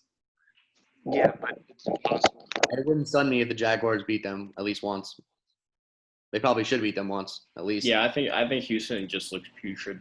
I think they need to blow that entire team up and start it up from the bottom again. Around your quarterback, like actual talent, not people who are aging or like what I'm saying. Like, well, that's the problem. That's like you have to draft for that. Like who do the Texans have outside of Laramie Tunsil that like they feel confident that's going to be there for 5 years for Deshaun Watson? Because I'm not extending Will Fuller. Brandon Cooks in his 30s. There's nobody. Literally nobody. Yeah, and on defense, like Peter said, an old J.J. Watt who's still, he's still dominant as long as he's healthy and on the field. He's like but a year or 2. Who else on that defense truly is a playmaker? A playmaker. I mean, it's not a lot. They have like some names, but even they're like Whitney Merciless. He's also getting old. It's just a lot of people that are getting, Not a good situation. Hopefully I don't want to wish losses upon them because I love Deshaun Watson, but Bill O'Brien has to go. Yeah, I think Pittsburgh's going to come in this week though and give it to him. Especially if Connor gets going like he did toward the end of the last week. Like they need that. They need that run game. So. All right, so we all that's have 3 for Steelers. Yep. You guys want to do Titans Vikings? Sure. Yeah, this one's going to be a weird one. I don't think it's going to be a weird one. It's terrible, and the Titans don't look like as good as I thought they were going to look. Like I'm going to give Ryan Tannehill credit. Like ever since he's ever since he's become the starter in Tennessee, I think they're like 12-4. Like they're clearly a much better team with Tannehill. Even last week, this man throws. I know it's Jacksonville, but throws 4 touchdowns without A.J. Brown. Like he deserves that. That's a hell of a week for him. And even though maybe they could have lost that game, it wasn't Tannehill's fault. He played good. But the Titans, like they don't have it for me defensively. Like not yet. Like I know they got Clowney, but there's just something missing there. They're giving up too many points. Like they're too talented on defense to be giving up that many points a week. Well, they lose Logan Ryan, so that was a big. No, but still, they drafted Christian Fulton in the 2nd round. Yeah. Butler came back this year because he missed almost all of last season. Like, and I don't know if Adoree Jackson came back because he missed the Denver game, but either way, like Tennessee, they should be a top 15-ish defense. I don't think they will be against Kirk Cousins. What happened? They will be against Kirk Cousins. Yeah, they might be. Oh yeah, This might be the week. It all kind of clicks. But, yeah. like from I liked how we saw. Well, go ahead. I liked how we saw from Tennessee that they don't have to like really rely on Derrick Henry to win. They still pull it out with Tannehill. No, I like that. Yeah. I like that too because that makes them like, you just don't have to stop Henry anymore because Tannehill's at least proven, even in the playoffs last season, that I know he didn't throw it that many times, but like he did make a few big throws in that Ravens game. So Yeah, like Tannehill looks like he's going to be hopefully the answer because they paid him to be, and he is performing so far. This is not on. I mean, Tennessee are 2-0, so like we're talking about him. Like the next team is the team of concern, but the Titans, like I'm just mentioning this. I think the Titans are gonna put it together. Like they're gonna be better. They're gonna be one of those teams that just kind of better in December than they are in September. That's what it usually is, though. No, I know, but like this time it gives me a lot more confidence because like every year they'd be going 9-7. This year could be a 10-6, 11-5 because like Tannehill is much better than Marcus Mariota. It's clear. Like they have an actual passing game And they're now. sneaking the first 2 weeks. They sneak out wins. And you know what it is? We need AJ Brown to get healthy because they're saying he's week to week with that knee bruise. Even if he misses this week, he's got to like give him time. Like he's one of those guys where it's not just even Derrick Henry because unfortunately we can't rely on Corey Davis every week. I know he's been performing well the last 2 weeks, but I feel a lot more comfortable with with Corey Davis as like my number 3 or 4 option than my number 1 at receiver. like Jonnu Smith. Jonnu Smith finally looks like this is going to be the breakout season. So that Tennessee have a lot going for them, but I'll switch over to the Vikings. It's really concerning. I know Hunter's not playing on your defense, but this defense looks putrid. And I understand they got they basically have a brand new secondary, but like they still have good players on the defense, like Harrison Smith. Who's the other? Anthony Harris. Like they were probably the best safety duo last year. Anthony Barr's out. I think they lose Anthony Barr. Yeah, they're still there. Anthony Barr is now injured, but they still had what's his name? Eric Kendricks. Yannick Ngakoue. I know he's new there, but like they still had decent pieces, and they're just not performing well defensively. The rookie corners are getting torched, and even Jonathan Taylor. I mean, I understand the Colts have an amazing offensive line, but the Colts basically just ran over them. So, and Kirk Cousins, it would be one thing if they just lost because, the Colts offense line was too good. Jonathan he looks phenomenal as a rookie. I'd understand that. The Colts are going to be a good team this year. Their defense got, back on track, which we expected after a slow, week 1 start. But Kirk Cousins is unacceptable to throw, less than 150 yards and 3 interceptions. It's really concerning. I mean, Peter, you actually mentioned this going into week 1. You didn't think like without Stephon Diggs, like who do they have besides Thielen? And so far, Thielen's not the player that I understand. He had a good week 1, but he's not the player that's gonna. Like I know we like to think, and he is elite at what he does. I just don't consider Adam Thielen to be a number 1 wide receiver. He's like 30 years old, and he's more of like even if you play him outside, he's more of the quick kind of receiver because obviously he's not big, he's not that strong. He's more quickness to his game. That's his game. Being quick and beating off the line. Yeah, so either way, like they don't have another option right now. And even Dalvin Cook, I know for fantasy-wise, if you play fantasy, he's been doing good. But if you just watch the game, it's like 60 rushing yards. Like he's nowhere near the level of like efficiency that was happening last year in Minnesota. And that might be because Stefanski's gone. We've seen what Cleveland did this past week. They had over 200 yards rushing, so that could also be a huge factor. They just don't have that running game right now to help Kirk Cousins and their offense. And when you take away Stephon Diggs, and right now, I mean, I have high hopes for Justin Jefferson going forward, but for right now, he's just not part of the game plan. And the Vikings just can't move the football. Like that's what it is, plain and simple. So, yeah, short and sweet. I'm picking Tennessee to win. I just think overall better team, even though the defense hasn't performed to what we thought they were, especially when they sound clowny. It's way better than Minnesota's defense, and this is in Minnesota, by the way. So I don't think they're gonna. I don't even care. They gave up 43 points. Yeah. So Kirk Cousins sucks, and he has nobody to throw to, and he's weak mentally too. Forget about like physically and whatever. He's weak mentally. Coming off a 3 interception game and 2 like bad losses, he's not gonna come out and beat the Titans. How are you gonna do it? I agree. Oh, I have no faith either. I think he's gonna come and get smoked in this game. I think the Titans are actually gonna have like a breakout week and show us like what they were in the playoffs again. The Derrick Henry week. Derrick Henry 30 carries. No, look, he's gonna get like 20-something carries. But he's gonna take it for like 100 plus, like 2 touchdowns. I think He should against this defense. Yeah. So I think we see Tennessee come out and like work out. I think this is gonna be like their tune-up game where they just need to like beat the shit out of someone to figure it out. And unfortunately, the Vikings and Kirk Cousins are gonna reap the benefits of that. I know it's only going into week 3 now, but I think this might be the year the Vikings blow it up. They're like, okay, we went all in with Cousins. We gave him all the money at the time, especially if you guys remember a few years ago. He was like the top paid quarterback in the league. How do you blow it up though? How do you blow that up? Did they send him again though, like last season? Mm-hmm. No, yeah, but you don't think they're going to be looking for a quarterback now in the draft and just No, they trade should. Cousins somewhere? And what are they gonna do with him?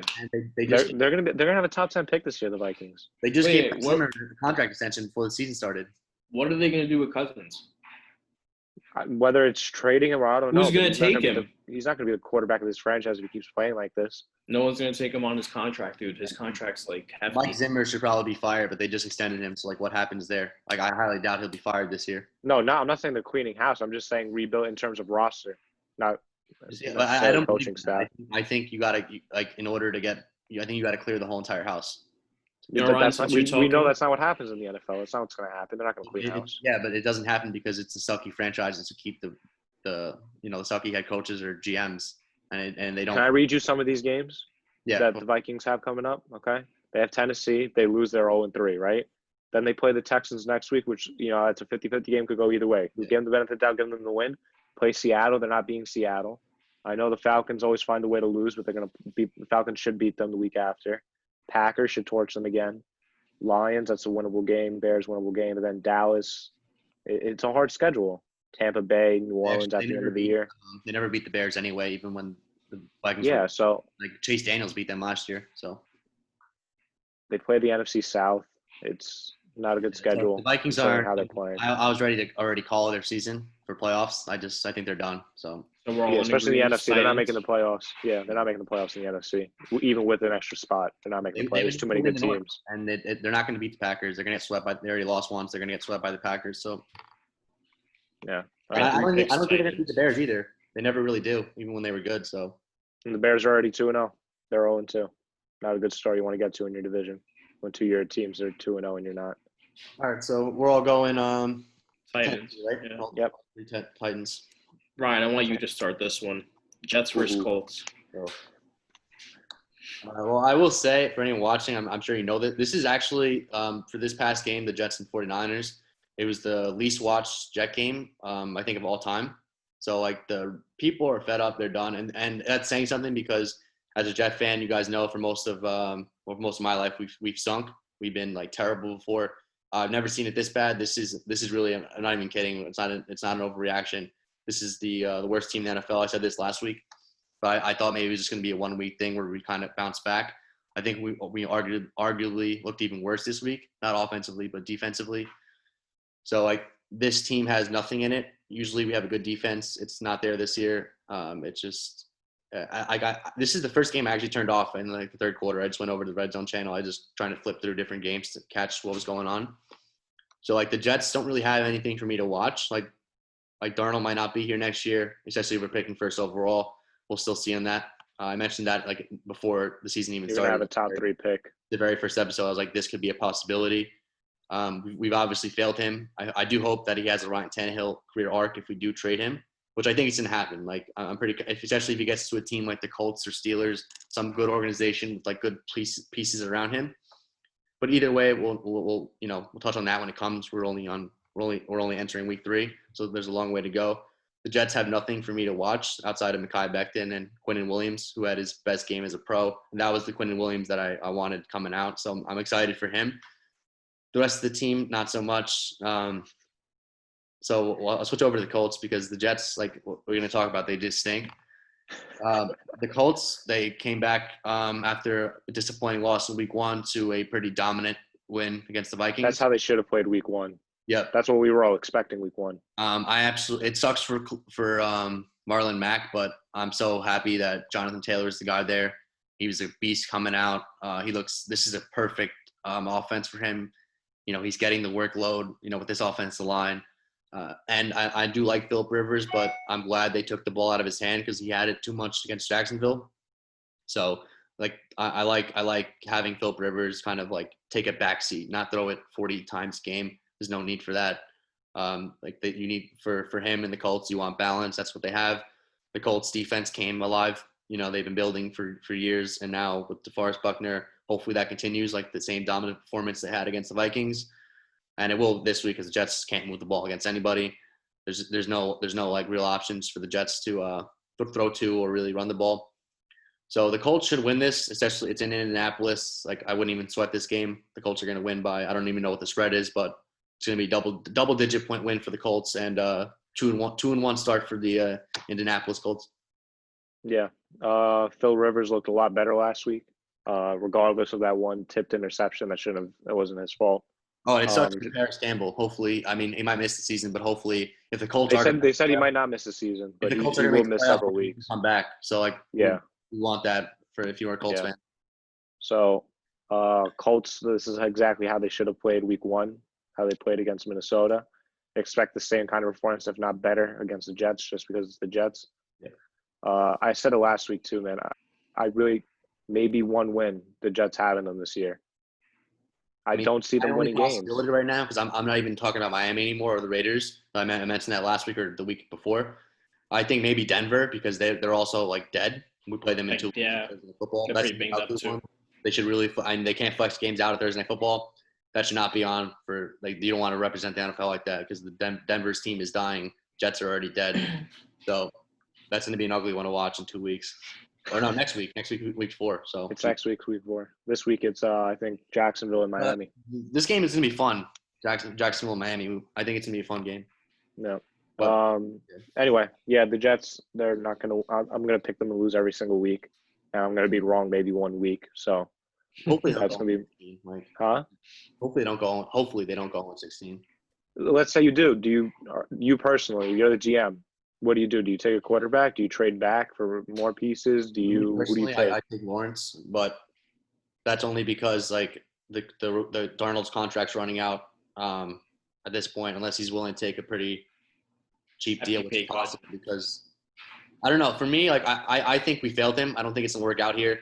Like I can't think of a person. Even Rosen, he was gone after 1 year. I've never seen a team like be this bad in year 3 of a rookie contract. Because that's what teams do now. Like they get the rookie contract for the quarterback, and then they build a team around him and go make a Super Bowl run.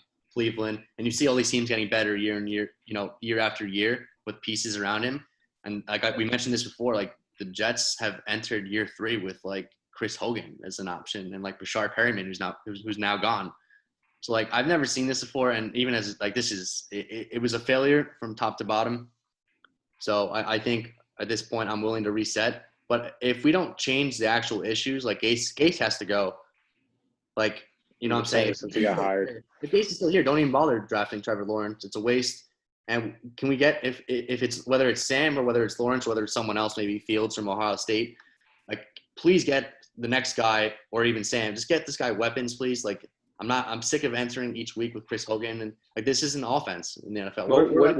What'd you get from the quote that Mr. Johnson came out with a few weeks ago? He called Gase a brilliant offensive mind and all this stuff.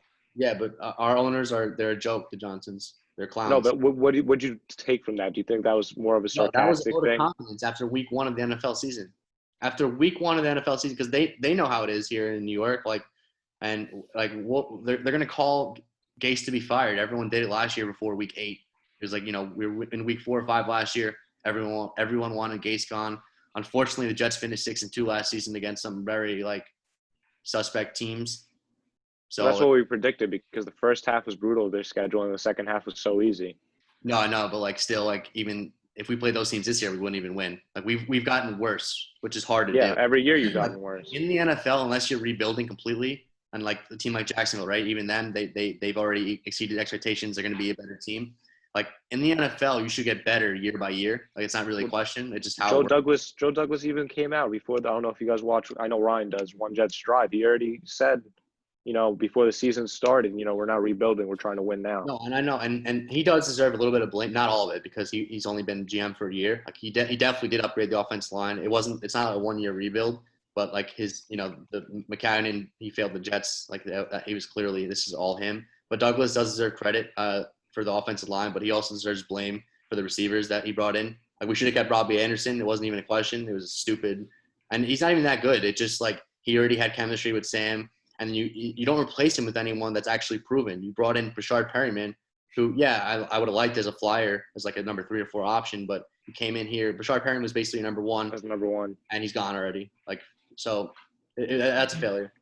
But, let's not talk about the Jets. I hate the Jets this season. I don't even want to talk about those losers. So, Markello, what do you think? Colts. I went Colts. There's really not much to talk about. Yeah, Colts are just gonna do what every other team has been doing to the Jets. Put up a lot of points in the first half and then just coast it out in the second. Yeah. I think we see a big game. I think we see a big game from Jonathan Taylor first half, which I'd always like to see, but I just don't think the Jets have anything going for them right now other than that's what you heard before. I just said they only have like 2 players worth watching, and maybe I really like Mekhi Becton. I like Sam Darnold. I feel so bad for Sam Darnold, but Colts W this week, easy win. I was saying before we go on to the next game, like, we'll stop talking about the Jets now, but like, like everyone always talks about how, like, could a college team beat an NFL team? This is the one time I actually realistically think that Alabama could beat the Jets.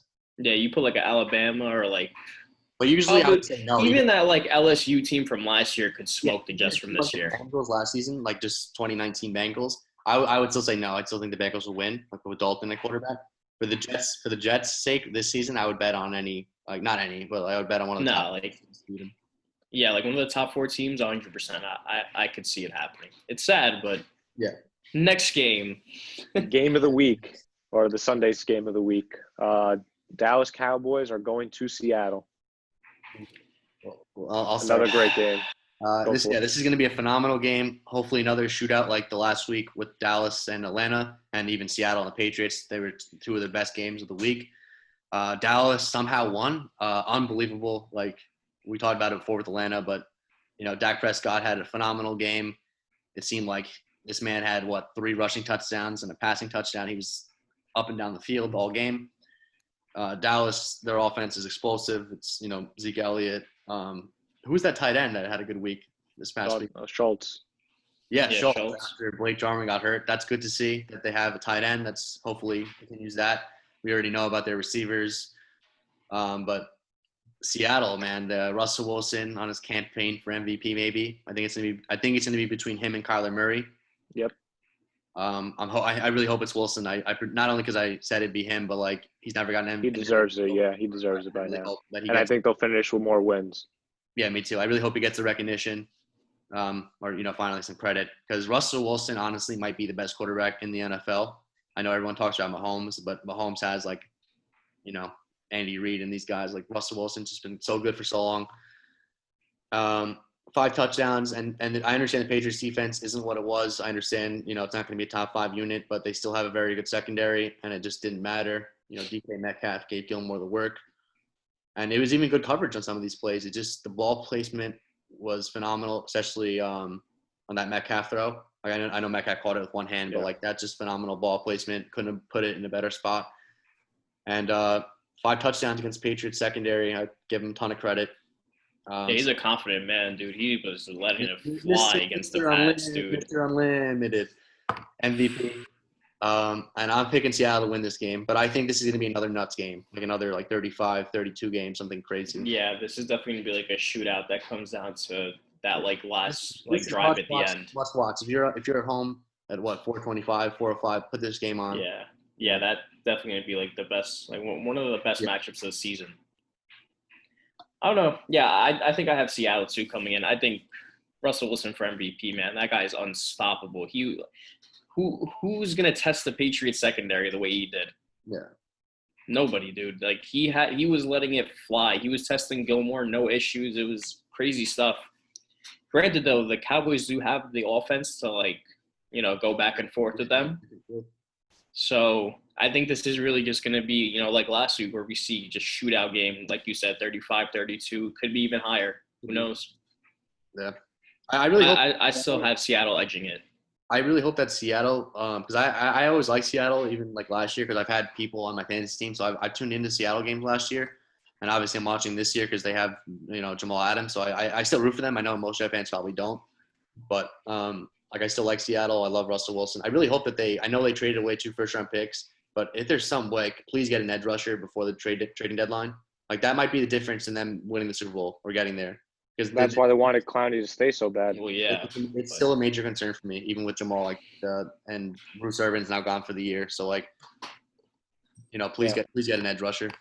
So I agree with what both of you guys said. It's going to be another shootout. Dallas looked amazing in the second half of the game. Obviously, they were slow to start in the first half, but explosive offense. We talked about them earlier. I think we brought up the Eagles.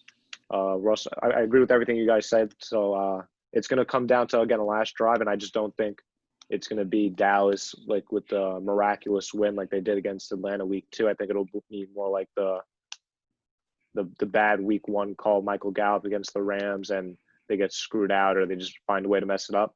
I'd rather trust Russell Wilson and the Seahawks on a game-winning drive or the last 2-3 minutes of a game than Dak Prescott and Mike McCarthy, because regardless of the Cowboys winning last week, Mike McCarthy didn't call a great game.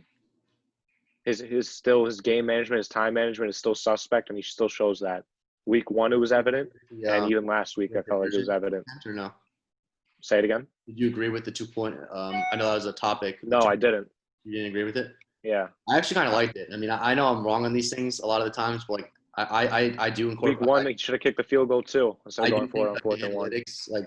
Teams should definitely listen to him, because if not, I don't know. I like going for stuff. Even against the Rams last week, I know they didn't convert it. I thought that was the right call. No, I think I'm all for going for it. I have Sean Payton as a coach. He's been going for it for 10 years. Especially when you play these tough playoff teams, man. I understand you tell yourself you have to put them away because if you give them a chance, they'll fight away. But we see how many times these games come down to, a 1-possession game, a field goal. Get the points while you can. No, unless you're down. I'm Seattle, right? So just going back to that game, Seattle and the Patriots. Remember when the Patriots got the ball back, right? But Chris Carson stopped short of the first down. He didn't run out of bounds. And then he slid down for 7-8 yards when he should have taken the clock. Look, Cam would never gotten the ball back. I know what you're saying. It all comes down to one possession, but I think being aggressive is the difference in winning these games. Just because you don't convert it, I don't think it's a bad call. I just think you just didn't execute it. I thought it. You know what I'm saying? I know, but in certain game scripts, if it's whatever the third quarter, like it was against the Rams, I forgot what quarter. It wasn't the fourth quarter. No. This week I didn't agree with what he did. I did like going for the 2-point conversion, but that was really ballsy. But last week I definitely thought it was the right call with the Rams. I know the game was tied, but I still think if they would have scored a touchdown, they would have won the game, and you wouldn't have to worry about the Michael Gallup situation. And if you didn't, you ended up losing. But they were going to lose either way. That's just my take on it. Oh. Anyway, so I'll have the Seahawks winning it. It's just Russell Wilson can't be stopped. I don't know if I'm ready to say he's better than Mahomes, but it's 1A, 1B, if anything. I'm just saying, in terms of if you're starting a franchise with no talent or nothing, I think Russell's the QB to take. Yeah, for sure. You could say that, but Mahomes age might tell you Mahomes. It's not a discredit to him. It's just in terms. No, of I know it's not. No, it's 1A, 1B. It's just Russell Wilson. I know DK Metcalf's now going to be a beast, but just the last 3 or 4 seasons with what he's had, I'm not going to fight if you say that if it's 1A, 1B, and you have. I think it's debatable. At 1B, it's fine. Yeah, I'm not. You can't get mad at it. So we all the best Seahawks. Yeah, I trust them more. I trust Mr. Unlimited more. Okay. All right, who's the last game at 4? Is this the last game at 4 or no? No, there's 2 more 4 o'clock games. We have Detroit going to Arizona. Oof. Go defend your Lions, Ryan. You said this was the year they win the North. I know. I got rid of that claim after week 1. The thing that sucks for Detroit is obviously the defense is still a major issue. I know you mentioned that, Peter, when you questioned me why I picked the Lions. They didn't really – it looks maybe even worse than last season. So Patricia's clearly not the guy. He'll be gone after the season. I'm pretty confident 100%. About that. Hopefully. What sucks for the Lions, though, is even they could be 1-1 right now. If only Kenny Galladay. We say this every year. They didn't need him, but if Kenny Galladay would have played that game, you would think they would have beat the Bears. Even with everything that happened, Galladay's that good of a player, and you can see against the Packers, their offense wasn't what it was last season, and that's a major issue. You're playing with Marvin Jones and Marvin Hall, and that's fine, but you need your number 1 target. So they weren't really in, they were winning by double-digit points in this Packer game, but that clearly got, Packers went on a roll before halftime, and then Aaron Jones basically took a 70 or 75-yard or 80-yard touchdown right the first play after halftime. Yep. So the Lions still don't have a defense, unfortunately, for Stafford. It's very similar, kind of like Atlanta. It's like you can watch these games, and yeah, Matt Stafford, he deserves some blame. He threw a pick six, but it's not totally their fault. Their defenses stink. But yeah, I can't pick the Lions anymore. Well, not anymore, but like in terms of confidence level, I don't really have much confidence in the Lions. Arizona, Kyler Murray is going to be probably 5-0. This might be the game they could lose. They're not going to lose to the Jets. But yeah, Kyler Murray's been phenomenal. It seems like it doesn't matter what kind of front you have. He probably played two of the best front sevens in the NFL these past 2 weeks. And he had his way against them. Between the Niners and the had his way. Team. He just runs right past them. Even the first one, Bosa was playing that first game, Bosa would get past their left tackle. He did that last year too, though.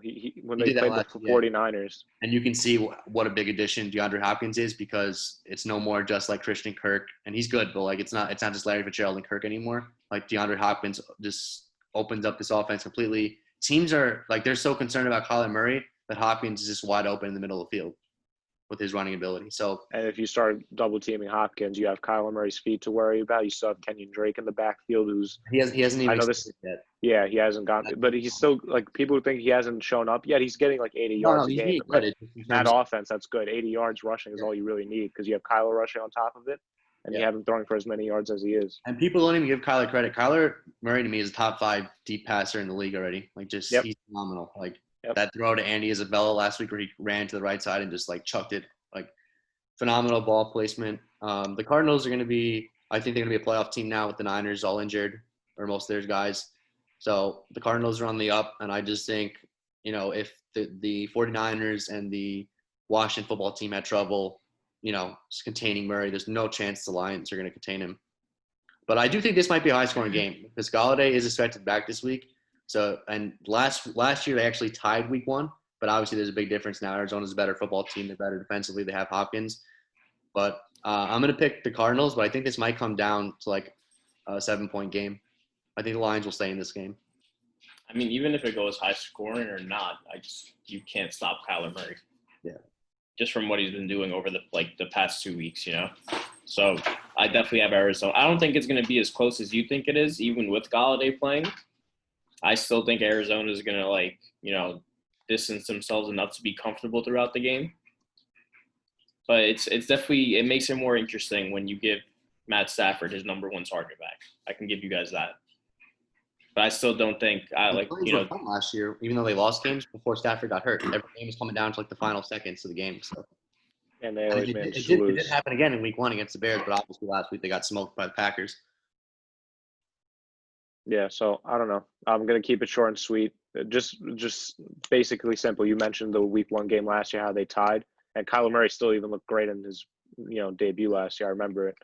From last year, that tie game, the Cardinals have gotten significantly better. Not only do you add Hopkins and all the, you top 10 pick in defense, Isaiah Simmons, your defense gets better, your offense gets significantly better. Another year, Kyler Murray and Cliff Kingsbury in that system, getting accustomed to everything, just experience, having it under your belt, and the Lions got worse. And even if Kenny Galladay makes his debut, you can't tell me in confidence he's playing 100% still.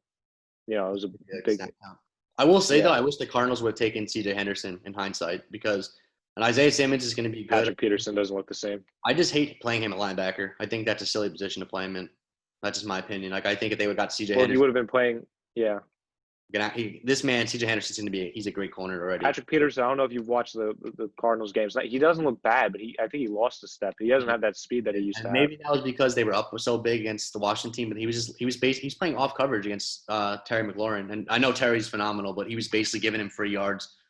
Yeah, so I don't know. Maybe it's just, again, I don't know. He doesn't look like he seems as quick. It'll be interesting to see him when they're up against Seattle. Like, those are the games you want to see, like your defense.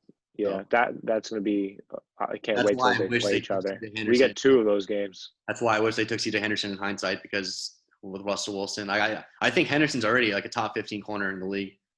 Really? Yeah, he's phenomenal. Man coverage, he's But we'll see. Hopefully Simmons shows what he did in Clemson. I just don't like where they're putting him. It sounds like we all have Arizona, obviously. Yeah. I think we're agreeing again on a lot of games. What did we disagree on so far? Well, I said earlier I might change my Bills pick. I picked the Rams, but I will change to the Bills if I hear Edmonds and Milano are playing. Okay. And I picked the Giants, and so did Markello. You picked the Niners. Yeah. All right. I think there was another two that we skipped over one of the 4:00 games. We didn't talk about Carolina going to the Chargers. All right. Well, I'll start. I'm stunned. Justin Herbert looks absolutely phenomenal. It was 1 week out of the draft, but they told him like 5 seconds before the game starting, "Oh, you're I know." starting." And I didn't like what Anthony Lynn said about like oh, he's a backup for a reason. It's like, dude, come on. Did you watch the game? Like, confidence in your quarterback. And I understand they don't want to discredit or like hurt Tyrod Taylor's feelings. But he's not even going to play. Tyrod has some serious thing going on now. No, he has a chest chest issue, right? It was like ribs or something. Well, he got a shot before the game and it like fucked him up. Yeah, I hope he's okay. But for Anthony Lynn to say that after that type of performance Herbert had, that's like mind-boggling. Like Herbert's clearly going to be the guy. You drafted him, 5th overall? Well, I think that was telling, right? I think that was telling that it wasn't Anthony Lynn's decision to bring in Herbert. I know, but I think he wanted to go elsewhere with the 6th But that's fine. The way he played week 1, like, oh, maybe I was wrong. I like this guy. Like, he was phenomenal. NFL coaches are stubborn, and we've learned that.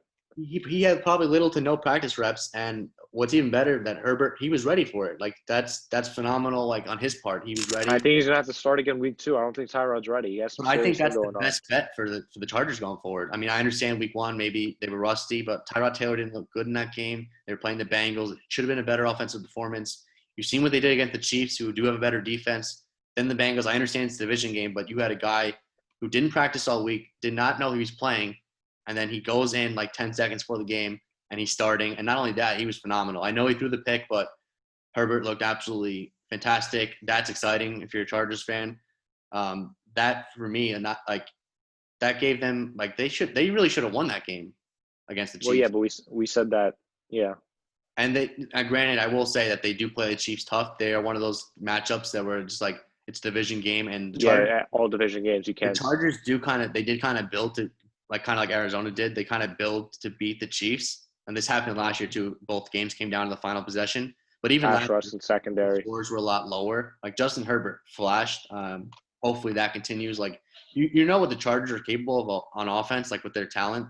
And Tyrod's not going to maximize that. Herbert has a chance at least. Like Austin Eckler is much more involved. Keenan Allen, Hunter Henry. So like that's exciting. But we'll head over to Carolina. They lost. They're 0-2 right now. They lost to the Bucs last weekend. I thought they actually played pretty decently. I didn't think the Bucs ran away with it. I know there was a lot of issues, like LaShawn McCoy dropped the touchdown. There's like a lot of that issues. Unfortunately, Christian McCaffrey's going to be out this week. He's ankle sprain. That's a major blow, with Joe Brady's offense. It was really kind of featured around McCaffrey, and it should be. So that's going to be a massive blow. DJ Moore had his pretty good week last week. That was because week 1 was a little bit of disappointment. So Carolina will still score. Well, the Chargers do have a good defense, but I'm going to go Chargers here. And I think Herbert's going to have another pretty good week. This is a good defense for him to play against. Not good in terms of like having a good week. Like Carolina's defense is pretty weak. They have some pieces like Brian Burns looks pretty good. They hope Derek Brown is a piece, but obviously Carolina is one of the bottom defenses in the league. Justin Herbert's feeling good. He's coming off a pretty good week 1. So I think Chargers are going to win this game pretty convincingly. Yeah, they should. Whoever plays it, which I don't think Tyrod's going to play, so I think it's going to be Herbert starting. Whoever plays against this defense is going to look good. We knew that from before the season started, how bad they were. I know I picked the Panthers to beat the Raiders, which was just a mistake on my part. That's just me being high on Joe Brady. Yeah, that was just me being high on Joe Brady and low on the Raiders defense themselves. That game did come down. It was like 34-30. So like we were. Yeah, it was close. It was a close game. Instead of be a high-scoring game, we just picked the wrong team. Yeah. So the Chargers should win this game. Austin Eckler finally looked like his old self. I think Austin Eckler's going to play a lot better now with Herbert. So do I. Under center, yeah. They're getting him involved in the passing game. Yep. So finally, it's not going to be Tyra. Yep. So this team should, we thought when Derwin James went down, it was a huge blow, and it still is a huge blow. I think Melvin Ingram got hurt. I don't know how significant the injury was against Kansas City last week. Yeah, I think he's You guys okay. know about that? He was having his way though. Yeah, I think he's okay because we would have heard about it by now if it was anything significant. Yeah, look, honestly, regardless of how good Herbert looked, I would have said that the Panthers would have had a chance to win this game if McCaffrey was healthy. But when you take out the focal point of that offense and really the only touchdown maker on that offense, on that team, the only person you could rely on to get in the end zone, I don't see the Panthers scoring a lot of points this week, so I'm going to go Chargers. No faith in Mike Davis. I have no faith in Mike Unfortunately Davis not. either. Yeah, Unfortunately I'm gonna not. go. I'm definitely gonna go Chargers this week too. They looked really good, I think, against one of the better teams in the league in Kansas City last week, forced OT. So They really I should, don't know. to be honest, the Chargers. Keenan Allen's going to be happy starting off the season 3-0. Yeah, for sure. But I think. Oh, they're 1-1 now, right? They lost the Chiefs. Oh, my bad. Yeah. Oh yeah. That's like. But either way, that wasn't like a. I mean, it was a bad loss in a way, like you lose it, but the fact do you that guys you agree even, on that 4th and 1 to punt it back to the Chiefs? No, I think I they thought that was stupid. Yeah, I think you got to go for it. And Punting it is essentially saying, "Go beat us." You know, it was dumb before before even overtime. The 3 play calls in first, second, and third and goal. And they gave the third down call was Justin Herbert. What was that? Like a draw? It looked like a mess. So that was dumb. The Chargers should have ended the game. You don't. We know what Mahomes is. We know the Chiefs are. Do not give this man a chance. Like end the game. Go end it. But Keenan Allen must be happy with, to the start of the season and how things are going. Yeah, I think they're looking good. I think they come out and they, pretty impressively beat Carolina. I think losing like the big piece, Christian McCaffrey on that offense, like they take a huge hit. Teddy Bridgewater does look good, spreading it out to his receivers. Robbie Anderson. Jeez, man, Ryan. Great Robbie first Anderson. 2 weeks. Yeah, you Robbie wouldn't Anderson, think that Teddy would like him too, just because he's usually the deep threat, and Teddy doesn't really throw deep. But they're utilizing him in crossing routes, slants. They're utilizing. Joe Brady knows how to use Robbie Anderson. You know what's funny about that? A lot of Jet fans, include not me, but a lot of Jet fans said that he was only a one-trick pony. This man was open all the time on film. Like just if you watched it, or even if you went to games, you can see number 11. Like it's mind-boggling they still didn't pay him. But I am happy for Robbie. He's doing great. I do root for Jets who are not here anymore. Like, and especially because we let him walk for nothing. But yeah, he's doing great. But I just think that this Chargers defense gives them a really hard time. Yeah. Let's move on because we still have 3 more games to go through. This is another quick game. Tampa Bay going to Denver. So we finally saw Tom Brady, settle in a little bit. I think he was on a mission. I don't know if you guys saw. He was on the field from like 8 o'clock in the morning, just by himself in the middle of the field. I tweeted Bucks by 100 when they said Yeah, but it wasn't going to be a competition against Carolina, even though Carolina made like a late push to make it seem close. It wasn't close. That was Tom Brady's game. Mike Evans finally. Well, Mike Evans, this is what you expect. He just doesn't play good against the Saints. Marshawn Lattimore, for some reason, he does good against people. And he does bad against people. You would think Mike Evans is better than Adam Thielen, yet Mike Evans can't catch a ball against Marshawn Lattimore, and Adam Thielen always torches Marshawn Lattimore. It's just because they have different body types. Like Mike Evans, they're too fast or as crafty as Adam Thielen. Yeah, they're 2 different receivers. Regardless of the fact, we'll get to the Saints game too. Marshawn Lattimore looked horrible. The Denver Broncos, we expected them to, double their win total from last year. They had some great pieces offensively and defensively. This was supposed to be their comeback year. Just to make it competitive, they were going to maybe make a wild card spot, and they just got riddled with the injury bug. It's not going to happen this year. You have your, young star quarterback, Drew Lock with the same injury originally that Cortland Sutton had, but this time it was his throwing shoulder. He's a quarterback. It's more important. So even when he does come back, I don't think it's going to be pretty just because that's his throwing shoulder. Cortland Sutton wrecked his knee. He's done. It's just not a good look for Denver overall, just injury-wise too. Philip Lindsay's down. It's going to be brutal against Tampa Bay, especially against that defense. I don't know how Jeff Driscoll's going to move the ball against that defense. But they do have the advantage of playing at home in Mile High, and Tom Brady is known to be not playing his best football at Denver. Mm-hmm. But I just think that Tampa Bay overall roster-wise right now, health, by far and away better than the Denver Broncos. So I'm going to have Tom Brady to win this convincingly.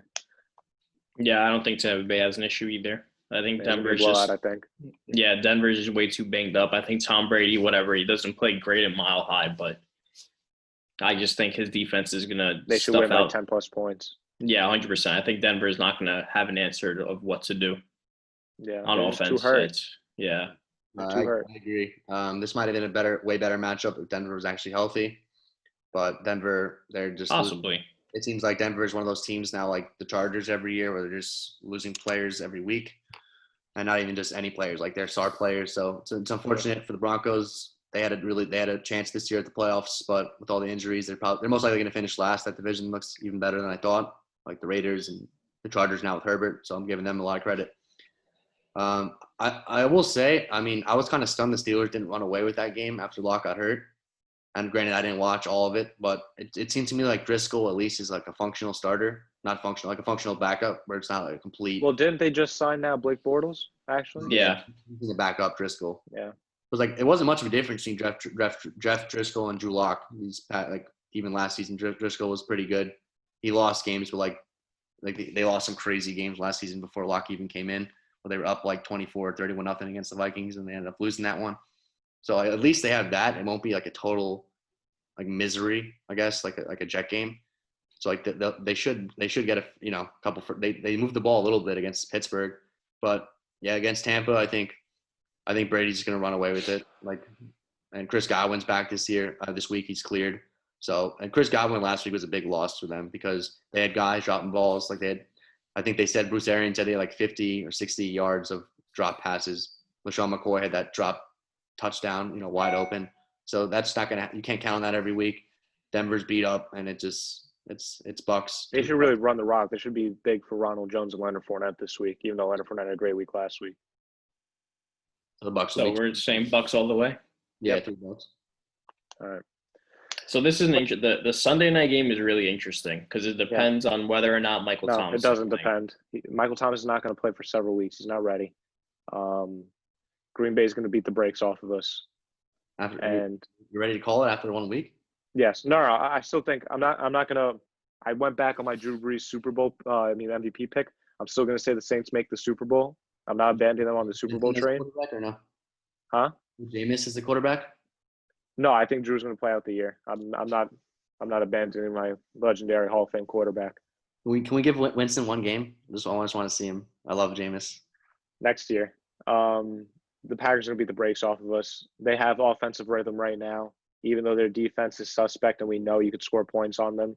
The Saints can't score points right now. It's literally just dump offs and screen style and Kamara. That's our offense. Traquan Smith tries to do what he can, but that was probably one of his better games, and he was catching open balls. He had like 70 yards or something, maybe even less. That was his best game. Sad. Emmanuel Sanders, we thought he was going to be the thing to bring us over the hump on our offense. No show, complete no show. I don't know what. See, the thing is, I don't know if it's more on him or if it's more on Drew. Drew is really disappointing this first 2 weeks. Yeah, the first week, Drew. This offense looks dead. Like it just. Yeah. We can't move the ball. We have nobody to throw to. Even when Jared Cook is open, Drew Brees is either underthrowing him or overthrowing him. We've never seen Drew Brees in his whole career be inaccurate. So I don't know what I'm seeing right now. Our defense is, again, PTSD 2015 defense. Marshawn Lattimore can't guard rookies. I don't know what the problem is. Janoris Jenkins, last play of the game, essentially. All you have to do, it wasn't catchable. Just run with him. Keep your hands up. Don't do anything. Don't hook. You're a veteran. You're not a rookie cornerback. You shouldn't be making these mistakes. If it was Eli Apple, I would expect that of him because that's what he would do. Come on. You're supposed to be another number 1 cornerback, and I don't know. There's no reason as to why we couldn't stop the run. That was supposed to be a benefit. I was texting our friend Christian Bono, also a Saints fan, during the game. Cam Jordan, star defensive end. He gets praise every week on Saints broadcast. Complete no-show. He does the same pass rush, try to like bull rush spin move kind of thing, and it doesn't work. He tries doing some swimming move. It wasn't working. He kept trying it. And the Las Vegas offensive line was injured. They had 2 starters out. He got shut down week 1, too, by a rookie. Tristan Wirfs shut him down. Wirfs has looked really good, though, even last week. Either way, you're a rookie. You shouldn't be shutting down a Pro Bowler. Besides DeMario Davis, our defense looks like they didn't come to play. And I told our friend Christian, too, I don't know if this game was more so forget the offense not being able to move the ball. That's Drew Brees not being Drew Brees, and that's missing Michael Thomas opening up the offense. Our defense, I think they came into this game thinking, oh, we just beat Tom Brady. We beat the greatest quarterback of all time. Look at us. the Las Vegas Raiders, they suck. They lost to whoever last year. And the Raiders came to play and we didn't. So I'm going to chalk it up to that because I think, I don't know, hopefully we have a good week of film and practice. Dennis Allen really needs to rip into the defense and be like, look, we're just because, we're predicted to go to the Super Bowl or I predict to go to the Super Bowl, but we're a playoff team. We're predicted to win the division every year. We NFC championship games, all these disappointments. You think that, these games are handed to us just because we're better and we're known to go to the playoffs. You still have to fight to win a game. It's the National Football League. Teams come to play and we didn't. So even if we come to play, I think it'll be more competitive in terms of effort, but we're not going to be able to outscore this Green Bay offense. Aaron Rodgers, again, this is spiteful Aaron Rodgers. He's going to score points regardless if Devonta Adams plays or not. Well, actually, let me correct that. Devonta Adams doesn't play. Saints have a chance to win this game, but if he's playing, even as a decoy, I think the Packers are going to win this game. Yeah, I don't have you guys contending this week. Not even going to lie to you. You guys looked abysmal. I don't know if it's just Drew Brees not getting enough reps in and he's just a little rusty or if he's just on the decline, but week two shouldn't be any rusty anymore. Yeah, he didn't look pretty.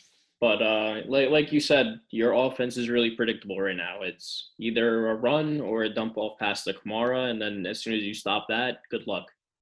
You know what I mean? So I definitely have spiteful Aaron Rodgers coming in and running up the score on you guys just for the hell of it. I think our defense is going to play better. I don't think he's going to be able to run it up, but they will beat us, I think. I think he's coming out with the fire this season. He's going to have another great week. I don't know. I definitely have Green Bay winning. I just don't know by how much. All right. Well, this is in New Orleans, by the way. I'll be the Lone Ranger here because I'm picking the Saints. Thank you for the faith, Ryan, because I'm not having it right now. Yeah. The thing is, and the Packers, I think, are going to win the North. It's not an issue about that. But I do think they're overrated. I see people putting them in the top 3 of teams. It's not happening. They're not a top 3 NFL team. Rodgers is phenomenal, but let's not forget the holes they still have. And I know they're not playing the Niners this year at full strength, but you can run the ball in this team. They didn't do much to fix that from last year. Just run zone stretches on them. Alvin Kamara looks phenomenal. I think I don't know if he's going to have as good a game as he did against the Raiders, but because he was the only person that was playing well for the Saints offense. But Alvin Kamara looks like a lot better than he did last year. He's healthy now. That's great to see, even with all the struggles that the Saints are going through. Alvin Kamara is back. And I think the Saints defense is going to come back strong this week.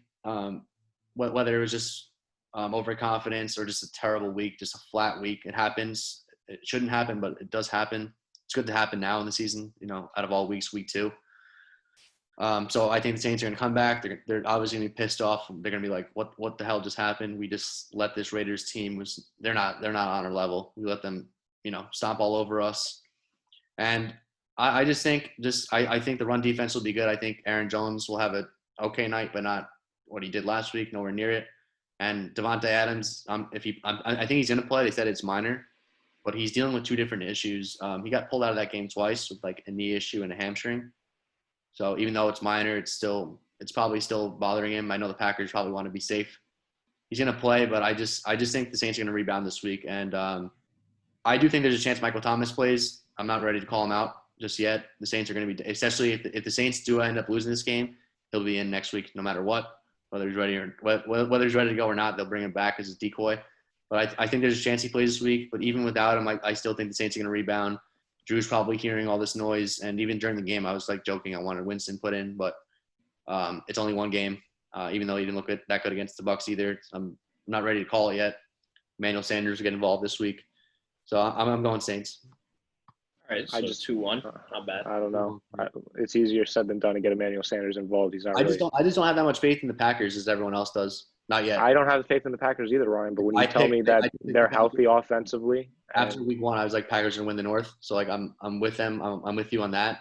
But people are putting them in their top 3 teams in the NFL, and it's I don't have them as a top 3 team. I just think for a Sunday night game, regardless if it's in the Superdome, there's no fans. Maybe the fans would have made a difference and lit a fire under the Saints' ass, but.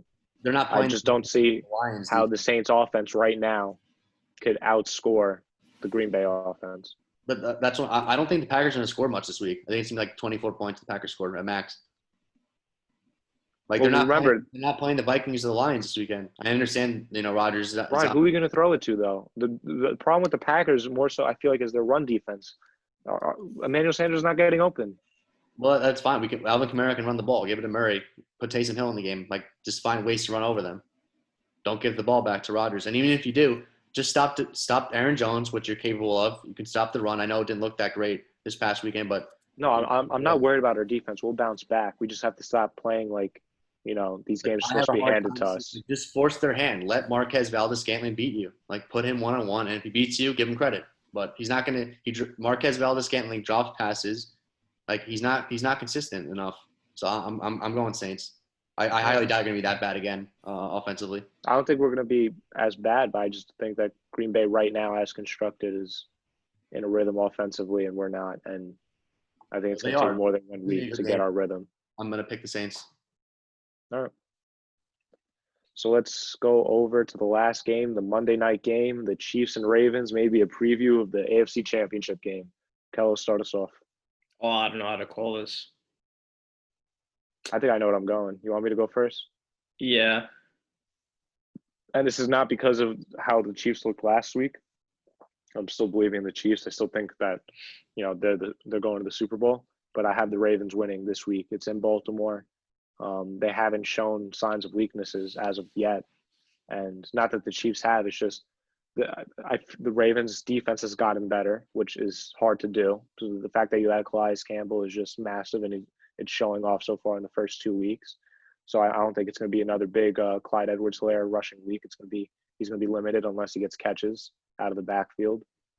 It's going to be a lot of Kelsey, because I don't know how open Tyreek Hill is going to be able to get. This is too good of a defense, and Lamar, we thought that teams would be able to catch up to him and his play style, and they hadn't shown to be able to stop him yet. Mark Ingram finally got involved last week. He got in the end zone, which was good. You want to see that as a Ravens fan. So backfield-wise, they're going to take turns this week, whether it's Ingram, Dobbins, Gus Edwards are all going to – it's a good running scheme, good running attack. It's not one set, start at running back. It's going to be a different guy every week stepping up. So have Lamar running. Marquise Brown hasn't broken out, but he's good for what they need. And hopefully Mark Andrews is, having a better week than he did last week. He was kind of quiet last week, but they didn't really need him to, be as explosive as he was week one. So I'm going Ravens. Before you start, Markello, Adam just tweeted out that the Chargers team doctor accidentally punctured his own quarterback Tyrod Taylor's lung before kickoff Sunday. That's what it was? Yeah, he had cracked ribs, and his doctor wanted to give him a painkilling injection, and he ended up puncturing Tyrod Taylor's lungs, so he couldn't play. Damn, that's tough. He's gonna get fired, that doctor. Yeah, that guy's gonna get fired. Yeah. I like what you said. I think the Ravens are a great team. They've showed no one can really stop them just because of how dual threat that quarterback is. But I don't know, man. I think Pat Mahomes figures it out, finds a way. Like Ryan said before, you can never count that guy out, no matter what. But I think it's going to depend. Man. I don't know. I think we need to see Clyde Edwards-Helaire have a good game. Nothing crazy because, no, I understand he's playing a good the passing game. This is the game because the Ravens corners. Like, throw him. He'll win the matchup. Yeah, he needs to get more involved in the passing game. Travis Kelce needs to have a huge game. Tyreek Hill's going to get, I think, smothered. I don't think he's going to be making any noise.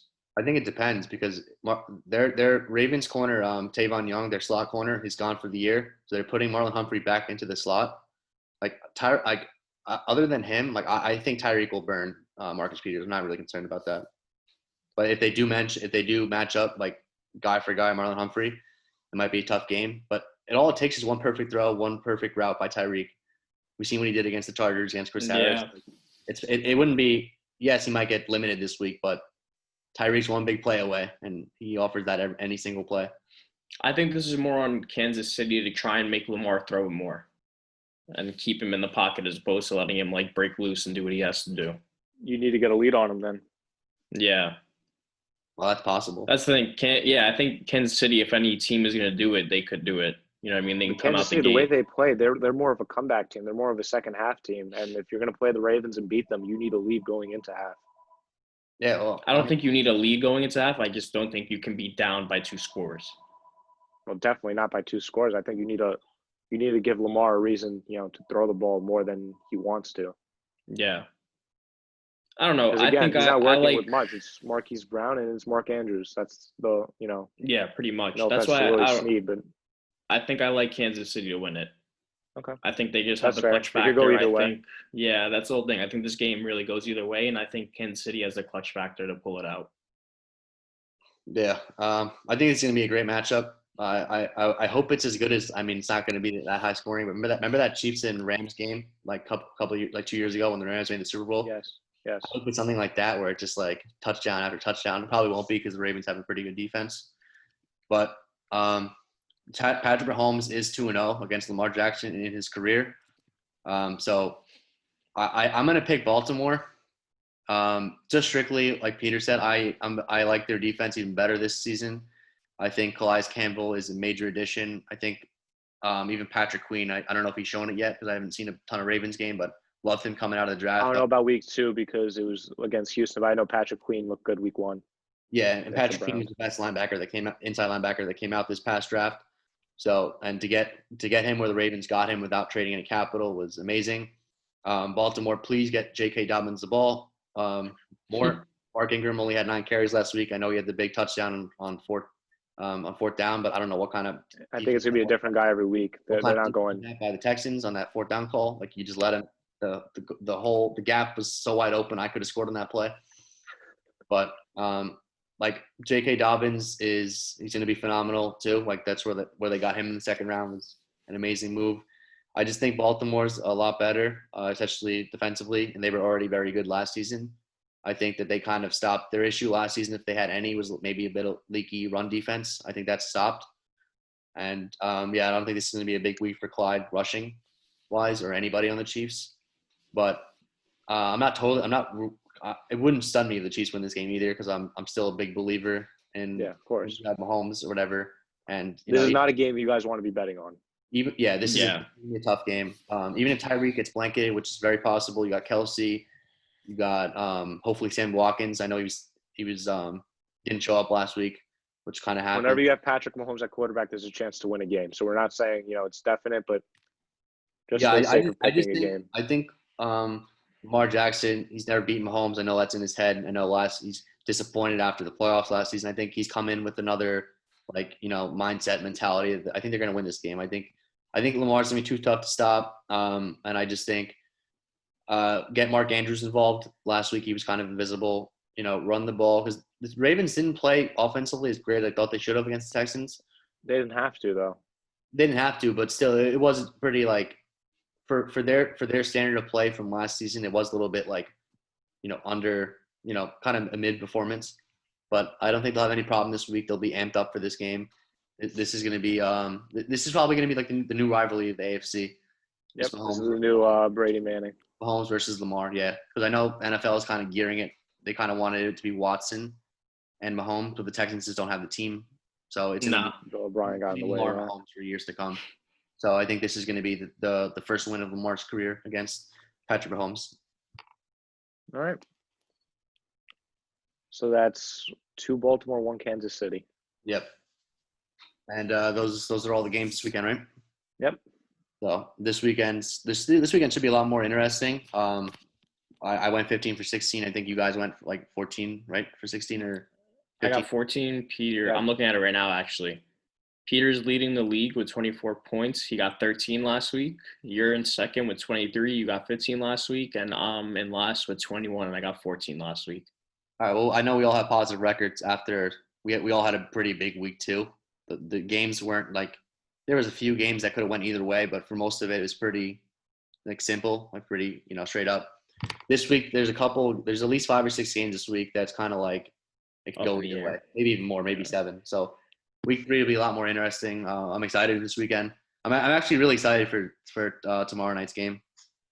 I know it's against teams who might not be that good, but I like high scoring games. So I love watching Minshew anyway. Hopefully, maybe Ryan Fitzpatrick could get benched halftime if it's too ugly. The Tua performance. Yeah. I mean, that happened before, right? Baker Mayfield, his That's how Baker got in with Tyrod. against the Jets on Thursday Night Football. So you just never know.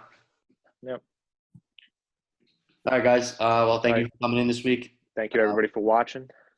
We'll see you guys next week. See you guys next week. Thank you.